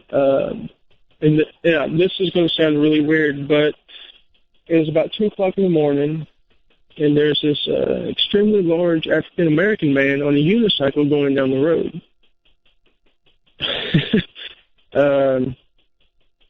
After that, we got to the church, and and my friend who's sitting next to me asked me if what we were seeing at the church was really there. And what happened to be there was a young girl standing on the front porch of the steps at about 2 o'clock in the morning. And there's no houses around this place. The place is completely empty. Okay. I mean, that's the girl from my nightmare. Your dream. Now you're calling it a nightmare. Oh, it was a nightmare. I'm rushed because I know there's a time frame and all that. There is a time frame. Hold on. I'll come back if there's really an end to this story. This is Midnight. Mississippi, in the middle of the dry spell. Jimmy Rogers on the Victrola up high. Mama dancing, baby on her shoulder. I was just rambling on there, and you kind of caught me off guard. Okay, but now here you are, so you've got to finish up your story. Okay. Well, this girl, she seemed to try to warn me to stay off this road, to stay away from the church. And now that we're actually seeing this little girl that was from my nightmares standing on the porch of this abandoned church, flailing around at 2 or 3 o'clock in the morning when there are no houses in the area. There's no houses on this road. It's just a little side road that this church happens to reside on. Now, what is a 5 or 6 year old girl who just it's just unnatural? And as we're going down the road, my friend asked me if I'm seeing the same thing that he's seeing. And I said, I don't know. I'm too terrified to look over in that direction. So as we're going down the road, a huge owl swoops down at our car, almost smashing our windshield. Needless to say, we never went down that road ever again. But my friends who did happen to travel down that road said that there's always an eerie feeling whenever they stop at the church. You know, the church would just happen to be a stopping point to get a spooky feeling. Yeah, I'm more concerned about the girl. Anything more on her?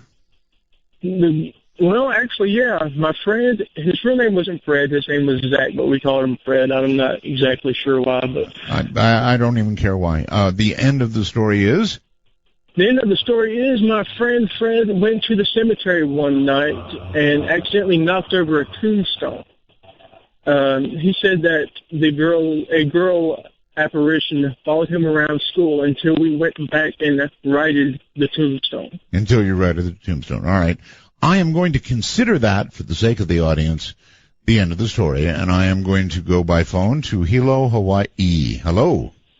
Hi, Art. Welcome back. Thank you. I am so glad you are back. I feel like reality has been restored in the world.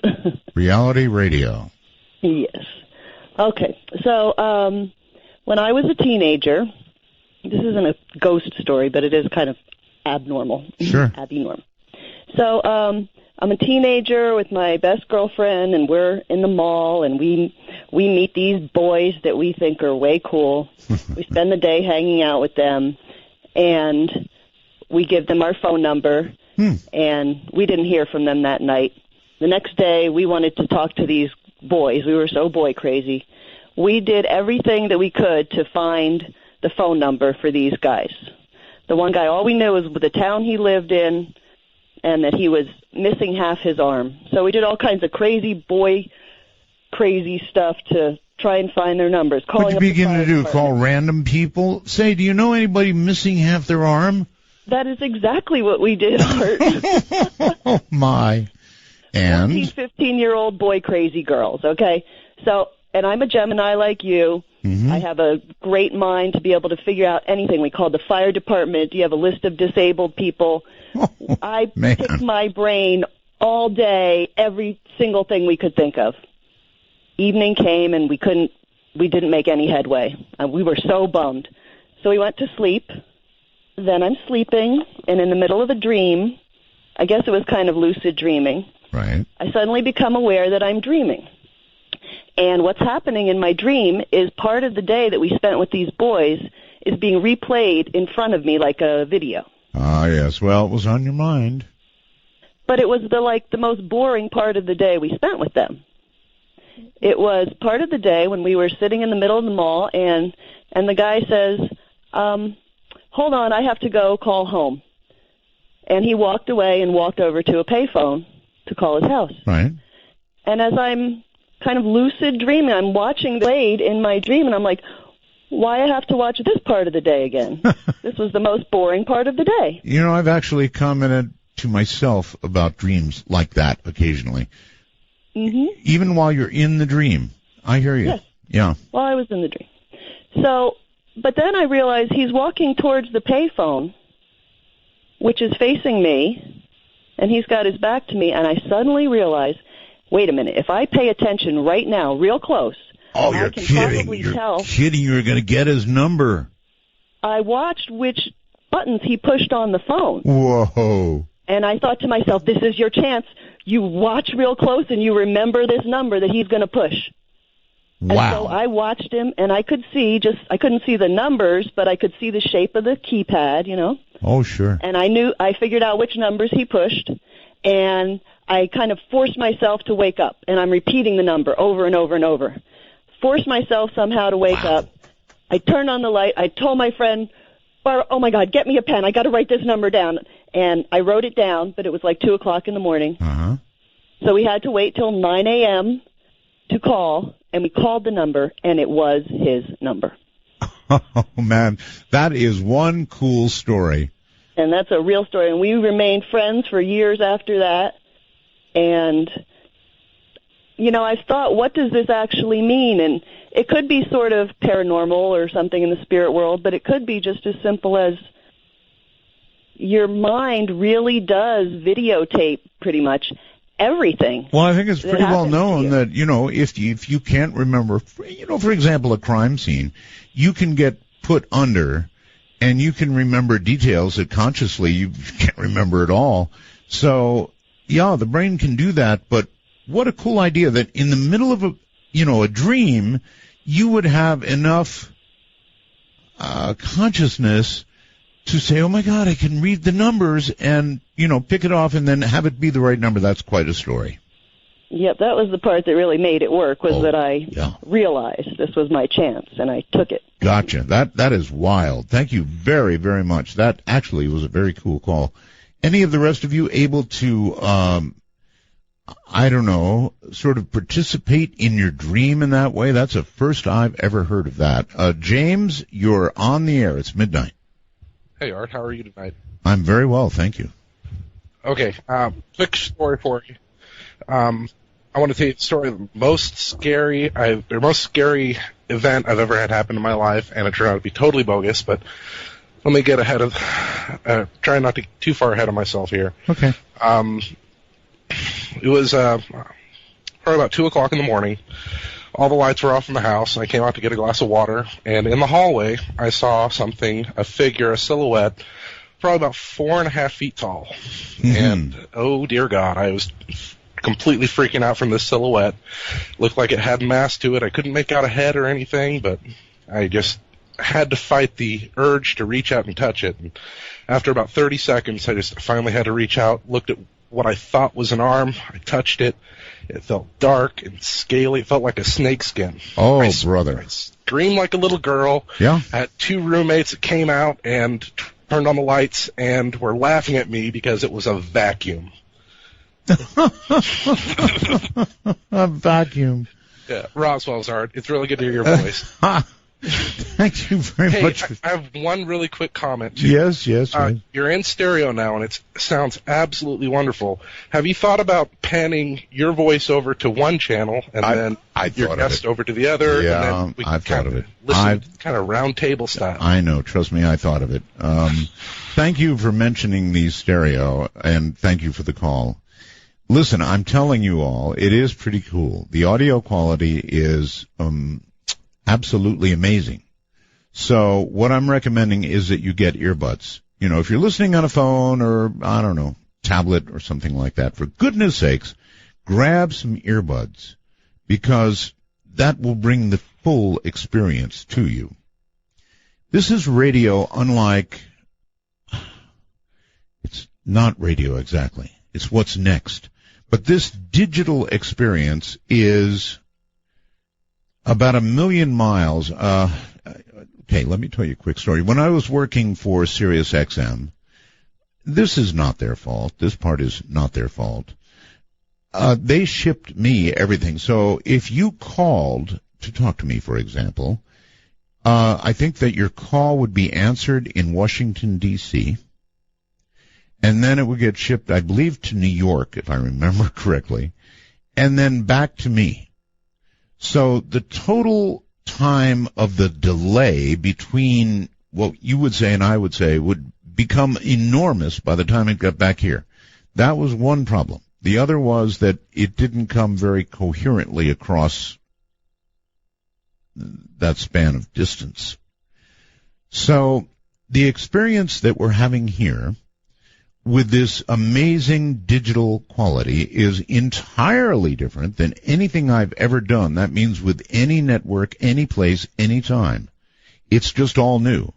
That's why we say it's not radio, but, oh yes, it's what's next.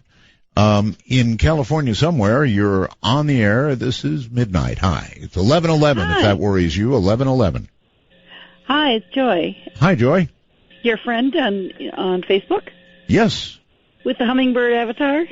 Oh, yes. Well, I do have 5,000 friends on Facebook, but Joy, yes, I know you. Yeah, hi. The only problem I have with listening online is that I can't, when I'm on the phone, I can't hear the show. When you're on the phone, you can't hear it. Well, no, but we do ship the audio down the line. Anyway, two things I have to share with you. One is my paranormal experience. Okay. And also today, my husband just got out of surgery, and I have to give great kudos to nurses.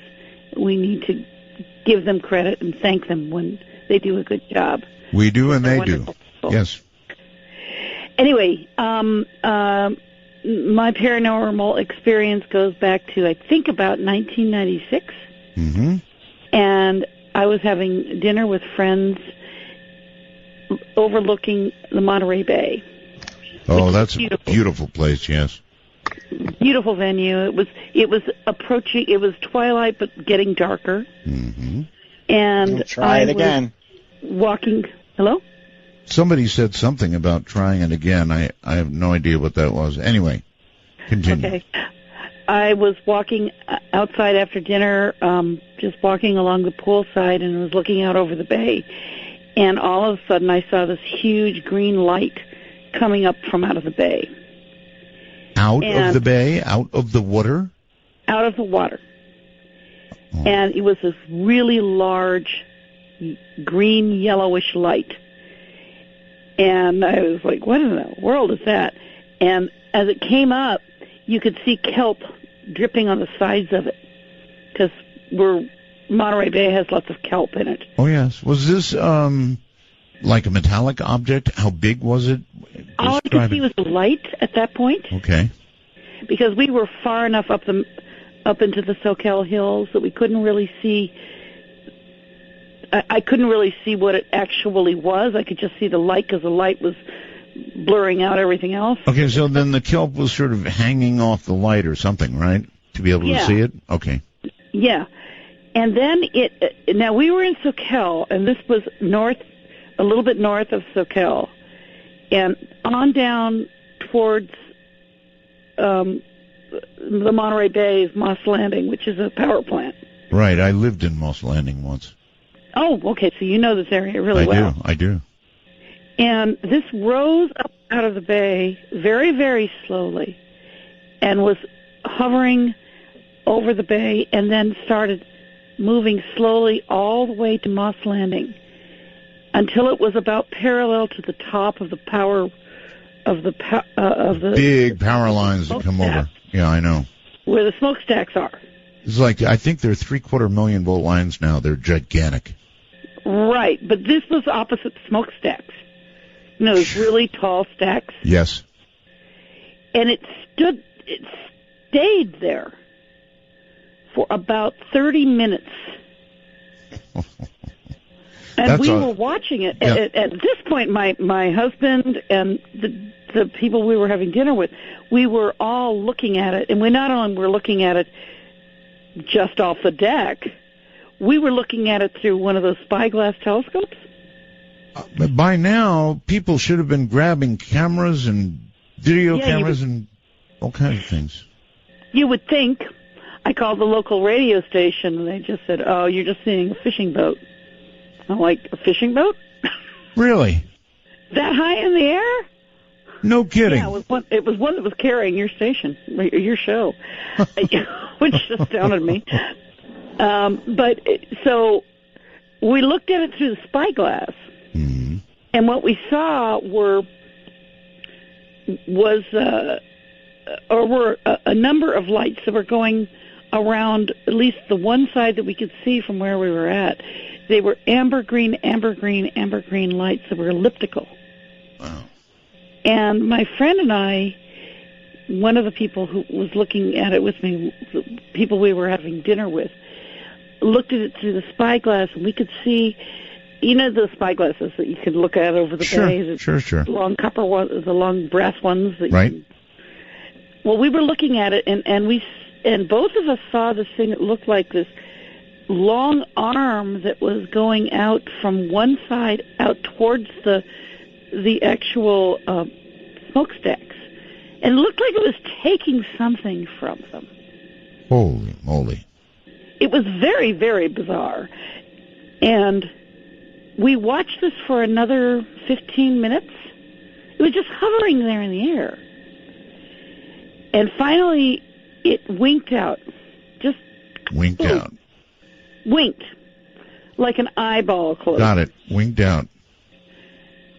That's incredible. Well, I have no idea what you saw. Something really big, something that came up out of the water, and that's something that I really want to talk with the audience a little bit about. We're always talking about UFOs.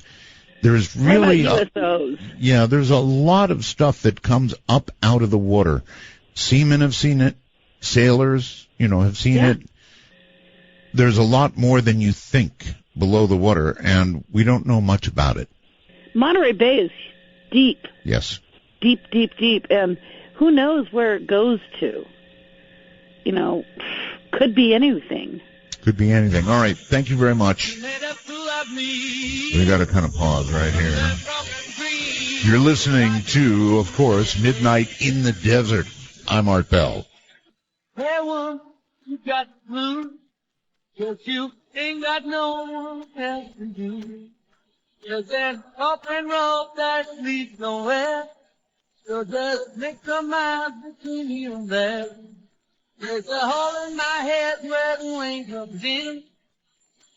You took my body and fled to win. I woman, crying shame. Let me save it, let me pour in the good let me reach, let me beach, the shores of true going. Let me save it, let me crash upon your shore. Let me reach, let me beach, all beyond the years.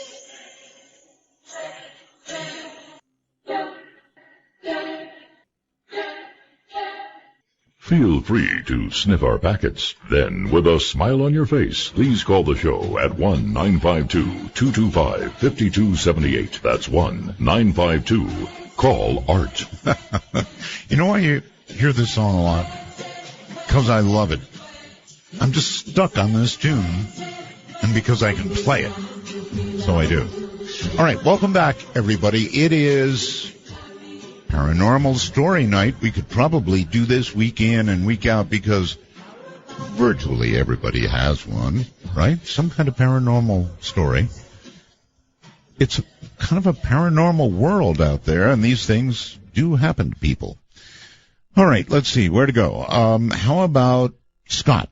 Your turn. Hello, Art. Hi. How are you? I'm well indeed. I just want to talk about I do have a paranormal story. Oh, good. But I want to just talk about my computer setup for a second. Because? because it's very interesting. I've got a computer dedicated to your show right now. Dedicated to it. I like that. It's dedicated, and I've also got a computer dedicated to Skype. Oh my. So I'm using two computers simultaneously right now. That's a lot of dedication. And you're being transmitted to my television. As a beautiful, I don't see you obviously, but you are being transmitted as a full screen in high definition, me and you both as a graphic equalizer. I'm not using the Roku box right now because I'm using my computers because I can get you on TuneIn on the Roku box. You're a dedicated fan. And also I have to give you many Roswells. Thank you. I collect Roswells. And also this is the very first time I've ever been able to talk to you ever after all these years. Well, So that is something. I mean, you're obviously prepared. And talking to you alone, to me, this is a paranormal experience, right? Automatically. Okay. Because I never thought I would get a hold of you in the first place. I can almost picture you in front of all these computers and screens and knobs. I'm standing in front of them right now. There you have it. Okay. So I do have a paranormal. This has been going on ever since I've lived where I am right now. Unwind your story. Okay, so it doesn't happen all the time, but it'll happen. Like it happened like a few days ago. And it is. I'll go to sleep at night, and I will hear voices. I will hear screams. Mm-hmm. I will hear people in my ear. It's not like a dream or anything. Mm-hmm. I'll be kind of sleeping, but it's not a dream. And I'll hear right in my ear someone mention my name. Like they're trying to talk to me in my ear. I have actually had that happen too. I've had it happen a lot. When you're in between awake consciousness and sleep, there is that little area. I could swear I've heard my name yelled out. Yep, screamed. I've had it screamed at me. What's that all about? I have no idea. And it's only happened to me in this place. Huh. It's never, I've lived in other places. This is never, maybe maybe once, like a fleeting moment. Well, it's a very vulnerable time.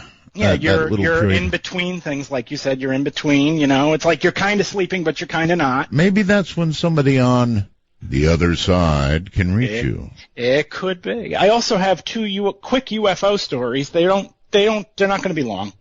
Well, other people. I'll take one UFO story. Okay. Give me your best shot. This was like 2013. We'll say 2013. Okay. I'm just looking outside. I'm not. Too bad I didn't have a camera or anything, but I'm just looking outside. And just out of nowhere, it's a blue ball within a blue ball. And it's in the middle of the night. It's not middle of the night, but it's late. So it's not like a wheel within a wheel, but a ball within a ball. It's a blue ball with a blue ball, and it had and it's going straight down. There's no sound. So you had two blue balls. Yeah, they were all in this. It was one thing, but you saw the outer, and it had like an inner center. Yes. Okay. Yes. Continue. And it had kind of like a flame. It's going vertical, straight down. There's no sound, and there's kind of a flame coming off the end of it. A little kind of like a triangle. Okay. And there's no sound, and you see it disappear. There's no explosion, no sound, no anything. Uh-huh. Okay, so bottom line, why am I doing this? Bottom line, it's too early for the music. I just couldn't get past some of the details of that story. I'm not going there. Let's go to Trey. Trey, welcome to the program. You're on the air. Hey, Art. Hey. And hey to Bell Gab. You're a bell gabber. Yes, I am. Okay.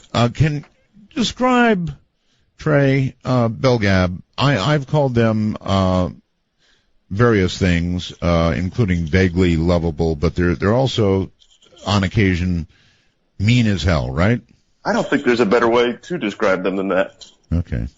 All right. So you navigate your way through that, and you're okay with it. Love it. Got it. Okay. What's on your mind? Well, when I was younger, we had some weird experiences. My sister and I, we had moved into a brand new house. Yes, sir. And frequently we'd wake up at night feeling like something was tickling us. I know this sounds odd, but... No, it's after 2 blue balls and a flame, you know, it's not odd. But you can feel this sort of like malicious thing. I don't know how to describe it. Okay. It's horrible. Actually, it is true. If something is malicious near you, you definitely can feel it. It's just so palpable. Yes. But good word. It sort of culminated one night when I used to stay up late watching Nick at Night, and the Dick Van Dyke Show was on. Right.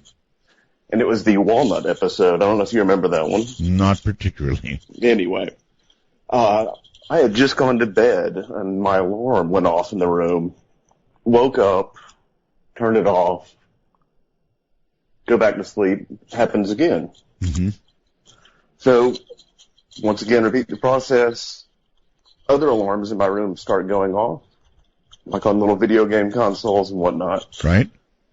It keeps happening, and I'm just trembling. I'm actually getting kind of upset thinking about this right now. But anyway, after a while, I unplugged everything. Took the batteries out of everything. Happened again. Well, wait a minute. It happened after you... Happened again. Oh, baby. And I'll tell you what got weird about it was... Okay, we've got a break here. Can you hold? Sure, no problem. All right. Putting you on hold. Stay right there. Nothing to fear anymore. This is Midnight. Seasons don't feel the reaper, nor do the wind, the sun, or the rain. You can be like they are. Come on, baby, don't feel the reaper. Baby, take my hand, don't feel the reaper. You'll be able to fly, don't feel the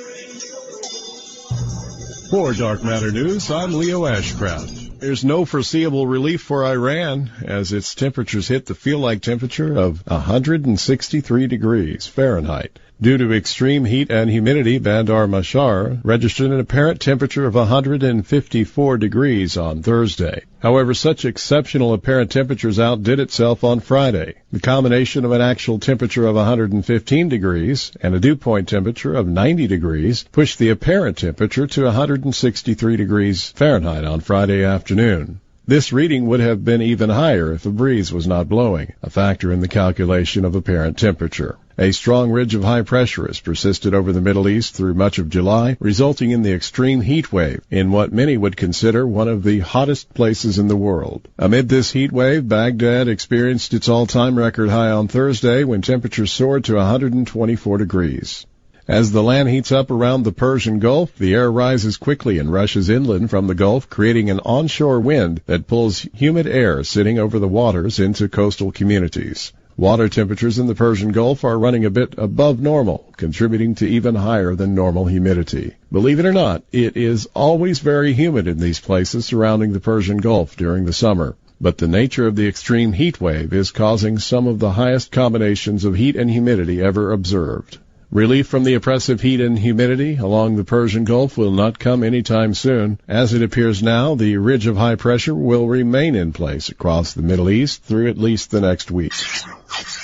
A video shot in Japan's port city of Osaka has been making the rounds online, displaying a swarm of white spherical objects of unknown origin flying across the sky. The low-quality footage has triggered speculations over extraterrestrial life and UFOs. The 2-minute clip shows the mysterious round objects moving quickly in the sky while following a dance-like pattern. The footage, which has been reposted a few times from a Japanese YouTube channel, left many viewers puzzled as to what the flying anomalies may be, and also spurred several conspiracy theories. Some reports point out that the Japanese UFO sighting closely resembled the white lights witnessed in June over Hyde Park in London, UK. Find out more at artbell.com. An Ebola vaccine developed by the Public Health Agency of Canada and tested in Guinea has turned out to be almost 100% effective. This news comes from the World Health Organization coming Friday and citing the British medical journal The Lancet. The researchers used the newly developed Ebola shot in so-called ring vaccination, the method that helped eradicate smallpox in the past. It is based on vaccination of all people who came into contact with an infected person, creating a so-called protective ring that prevents the disease from spreading. About 4,000 of those involved were assigned to immediate vaccination after confirmation of the contact with an infected person, and about 3,000 others to delayed vaccination 21 days after the contact. Pregnant and breastfeeding women were excluded from the test. In the period between April 1st and July 20th, more than 3,500 people were vaccinated. As a result, no patient got sick with Ebola after immediate vaccination, whereas 16 people got sick among those who got delayed vaccination. In other words, current findings show near 100% efficiency of the vaccine. The latest Ebola outbreak started in early 2014 and embraced primarily 3 West African countries, Sierra Leone, Liberia, and Guinea. Up to July 26, there were 27,784 registered cases and 11,294 people died from the virus. So the good news, it looks like our neighbors to the north have developed a possible cure. I'm Leo Ashcraft for Dark Matter News. Want to take a ride? From the high desert and the great American Southwest, this is Midnight in the Desert, exclusively on the Dark Matter Digital Network. To call the show, dial 1-952-CALL-ART. That's 1-952-225-5278. You know that song, right? That is the O of Pleasure and Whitley's theme song, the one I picked when the program started, and the one he continues with to this very day. Whitley's a good friend. All right, back to Trey, that is. You're back on the air, Trey. Yes, I'm sorry. Got a little nervous at first. Okay, well, now you've got a chance to relax, and you can finish up. I'm acclimated. But anyway, that night, after all the weird stuff was going on with the electronics, it sounded like a dog laughing coming from behind my dresser. A dog laughing? A dog trying to laugh as if it was a human being. I don't know how to describe it. This is sort of demonic laugh. It sounded like more like a wolfish or dog, like it was super creepy. Yeah. And then after that night that happened, from then on for maybe like 2 months, my sister would get up and start sleepwalking around the house and screaming about people trying to kill her, saying that this strange thing. She would scream, and she seemed just out of step with everything around her. And she would always wander into my great-grandmother's room, who happened to be born on the same day as her, and just sit there in the dark next to all of her things, her little crochet and needlework she used to do. That's creepy. Just incredibly bizarre. All right. Well, thank you very, very much for the call. Sleepwalking is really creepy. One of my sisters was a sleepwalker, and it's odd. It's just, all I can say is it's creepy. Let's go overseas somewhere and say, Michael, hello. Hello, Art. Yes, sir. Where are you? I'm calling from Newcastle in England. Newcastle, England. All right, excellent. Have you had your coffee yet? No. Funny enough, I've just finished some beer. Beer? Having said that... Now, wait just one moment. It's very early in the morning there, right? I've been awake virtually all night. I'm a chronic insomniac. All right. But years ago, I think I sent you a really true story, and it was spooky, but not frightening, about an encounter with an angel, or an angel statue in a graveyard. It never ever got published, but I don't know if you ever remember you reading it. Well, an angel would be nice, but in a graveyard it might feel a little creepy. Well, it is weird in this regard. We'd way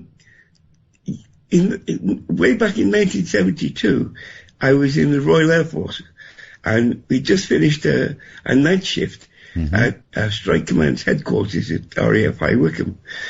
And as the shift finished, we all decided it was a nice, beautiful summer evening.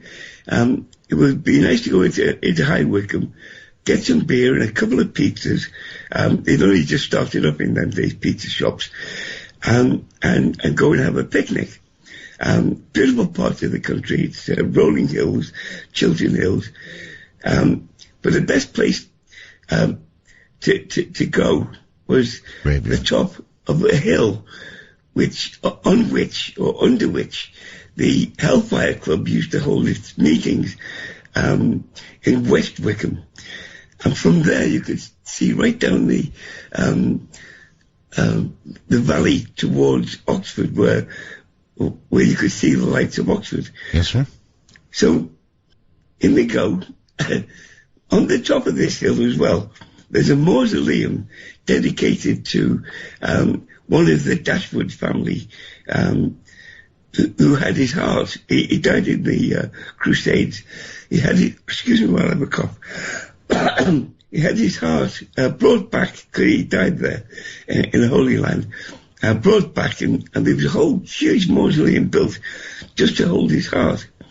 Now, this might sound a bit spooky, but it wasn't. It was a beautiful, beautiful setting. So we sit down on the edge of this graveyard, looking down the valley towards Oxford, and we get the beer out. There's half a dozen girls and half a dozen lads, and as you can imagine, we sort of broke up and mixed up into groups. Okay, Michael, we're short on time here, so we've got to get to it. Well, granted, but the thing was, we were sat underneath this huge statue, and it must have been 11 foot tall, of an angel holding a laurel wreath, which is quite common in Britain, because most war memorials look like that. Right, a lot of statues. So we had a great night. This thing wasn't weird at all. It didn't do anything, didn't say anything. Following morning, one of the girls, I reckon she left her handbag in the graveyard. And as we were off duty that day, we went back up to the graveyard to find her handbag. And it was still early, 7 o'clock in the morning. And we searched for it. We couldn't find the handbag. But even weirder, we couldn't find this statue. It wasn't there. The whole statue was gone. The whole statue was gone. It was a centre point. I mean, one of the lads had actually said that night, we ought to blindfold her in case she got corrupted by what she was seeing, kind of thing. It wasn't a spectacularly interesting statue. I mean, it was a beautiful statue. But it was gone. It didn't do anything, didn't say anything, but it wasn't there the following day, which is the weirdest thing you ever come across. There was no other statues of any angels which could have been remotely mistaken for her. So there you go. Yeah, statues, big ones, don't often disappear. There's no question about that. All right, well, thank you very much for the call. Weird, if you saw a gigantic statue of an angel, and then you went back the next morning when you'd been there that night and it was gone. Yeah, that's strange. You are on the air. Dave, I believe it is. Hello? Hello, it's Dave Carr from Australia here. I've been listening to your show. Actually, I heard you via Tom Likas earlier in the day. You heard me on Tom Likas? Yes, that's probably where you got a lot of your Australian, all of a sudden a lot of Australian audience came probably from that show. That could be. The thing about Australia is that it's the right time in Australia. In other words, it's kind of the middle of the. It's only 4:45 p.m. in the afternoon. Yeah, see, there you go. In England, it's early morning. In Europe, so it's not as convenient. Exactly. But no, I used to listen to you when you used to be on KFI back in the days. You used to be on before Leo Laporte came on. That's how I first came to hear of you. So that's going back a few years. That's before all the US stations started to, they started blocking their content outside of the United States. Yes, how were you, that's right, it is blocked, I believe. How were you hearing KFI? You were here in the U.S. or what? That was back in we're talking about the early 2000s. Okay, so they weren't blocking at that point. Not at that point, because I used to be able to listen to Leo Laporte on there. Right. So you used to be on before him, if I remember correctly. So yeah, it's going back a fair few years. Yes, sir. Do you have a paranormal anything for us? Yes, I do. Excellent. Back in around 1975, when I was living in a house in North Dubbo, there was a couple of occasions just before the local ABC radio station would sign off for the night. The place used to have a front veranda. Used to hear these footsteps. Mm-hmm. And anyway, you know, it kind of used to freak me out. But I remember my late mother even said she'd seen shadows in the lounge room. So I don't know what it was exactly, but yeah, it only happened to me twice in the time, and that was all roughly around 1975, 1976. Some people call those shadow people, actually. Yes, yeah, that's right. But it's don't know what the origin of the apparition was. You know, the true story. All I know is down the road there used to be a local dairy that used to produce the milk. Apparently somebody died there. Mm-hmm. Well, we know that apparitions frequently come from people who've had, like, violent deaths. Uh-huh. Well, there was a well on the site, too, where we used to live. That's probably the other thing we can put to. I mean, you know, that's the only previous history I know of the place where I was living at the time in Dubbo, New South Wales. Well, it could be that somebody, you know, went into the well. I hate to even suggest that, but it's a possibility. Let's go to the phones. Bakersfield, I think. Yeah? Hi. Hi. Can you hear me? I do. I hear you. Proceed. Go ahead. 10-4. Do you think you're going to be able to get me on? Well, do you have something really interesting to say? Yes, actually I do. I have one very interesting story that happened to me in college. Okay, then, you're on the air. All right. So, you know, that's like, go ahead. Proceed. Tell your story. Okay. Thank you. So yeah, I'm on the air now, or? Yes. Okay. Well, let's see. My story is back when I was in college, I woke up around 3:00 in the morning, one morning, and there was a woman standing next to my bed, and I remember exactly what she was wearing. She was wearing a a black dress, and she had a navy blue polka dotted apron on. And she was holding, she had rubber gloves on, and she was holding a towel in her hands. And only a woman would remember the fashion statement made by the entity. But go ahead. Yeah, I know, right? Yeah. But I remembered exactly what she looked like. I know that she had dark hair and she had it up in a bun. And I didn't mention anything about it to my other roommates at the time because I was like, well, they're not going to believe me. You know, I look over and I see this like strange woman standing over my bed. Sure. So I just didn't say anything about it. And the next day, one of my roommates went into the kitchen to go make something, and then all of a sudden I hear her scream in the kitchen. Mm-hmm. She is just freaking out, and I go in there, and I said, well, what happened? She says, I just went in here, and there was a woman standing by the sink, and she described what the woman looked like and everything, and she says, it looked like she was washing dishes in the sink, and then I turned around, and she was gone. And I said, oh, my God, that's the same woman that I saw that was, like, standing over me in my bedroom, like, a week ago. Right. Since my grandmother's probably the most spiritual person, or she was the most spiritual person in my family, I called her up and I gave her the description of the woman that I saw. Right. And it was actually, it was her mother that I had seen. Oh, my. And, yeah, it was, because I described, exactly what she looked like and what she was wearing and the type, like down to the apron and the dishcloth that she had. It was like this alternately striped, like white and yellow dishcloth. Which you described and she identified. Wow. Oh yeah, she identified it, and Yeah, it was just, she said, oh yeah, it's probably just, that's just my mom checking up on you. And I said, well, can you tell your mom not to do that because she scares the living hell out of one of my roommates. Well, that's a good one. That's really a good one. Frequently people see loved ones who have passed on, but for somebody else to have seen a loved one who passed on and to be sharing that experience, now that is strange.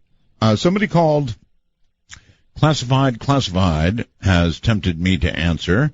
That's an interesting, plus there's a big picture of the gray on this person's Skype. So Classified, hello. Mr. Bell, can you hear me? I can. I have to keep this very brief, so I'll get to the point. Please. I was involved with an organization that hacked into classified NSA servers. Top secret. Seriously? Compartmented. Can you hear me? Yeah, seriously? You... Yeah, and NSA monitors Skype, so I have to keep this quick. I know they do. Okay. I came across parts of documents which contained what appeared to be evidence of the United States government in compliance with extraterrestrials using genetically modified foods, colloquially known as GMO. The goal was to experiment with modifying human DNA so extraterrestrials and the human immune systems don't attack each other upon contact. This is to facilitate their crossbreeding agenda. Oh my God. These extraterrestrials are trying to stop organic food movement because they want everyone to eat these GMOs. That is what it appeared. This could be just disinformation. This could be real, but that's what it showed when we got into their servers. The U.S. government's using high-frequency active auroral research program, HAARP, to cause the devastating drought on the West Coast so they can bankrupt and buy out the organic farms to keep prices high. I have to go right now. Goodbye. Have a great show. Wow. Well, I'm going to say that's unusual, and we might hear from him again, or we might never hear from him again.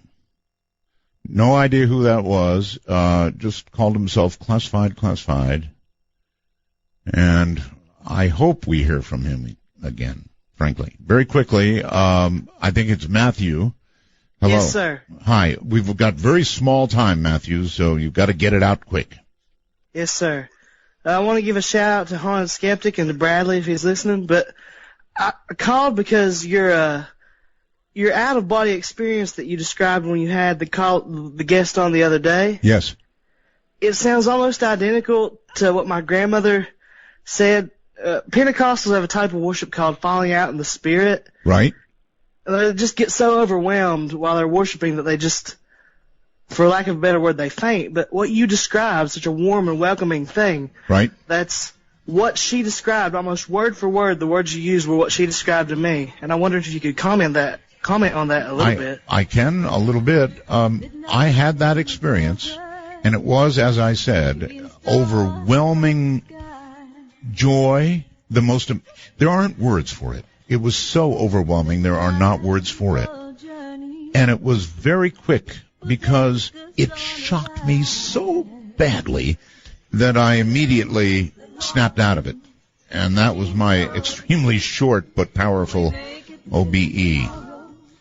I wish I could do as you heard the other night described with regard to getting out of body, but I don't know. Maybe I can learn it. Maybe I can do it. I want to thank you all for a really cool night of open lines. If you want to hear more open lines, let me know. You know, this is your program, so what you want is what's going to happen. For now, sadly, that's all there is. It flew by, didn't it? Goodness. There are moments from this night that I will remember forever.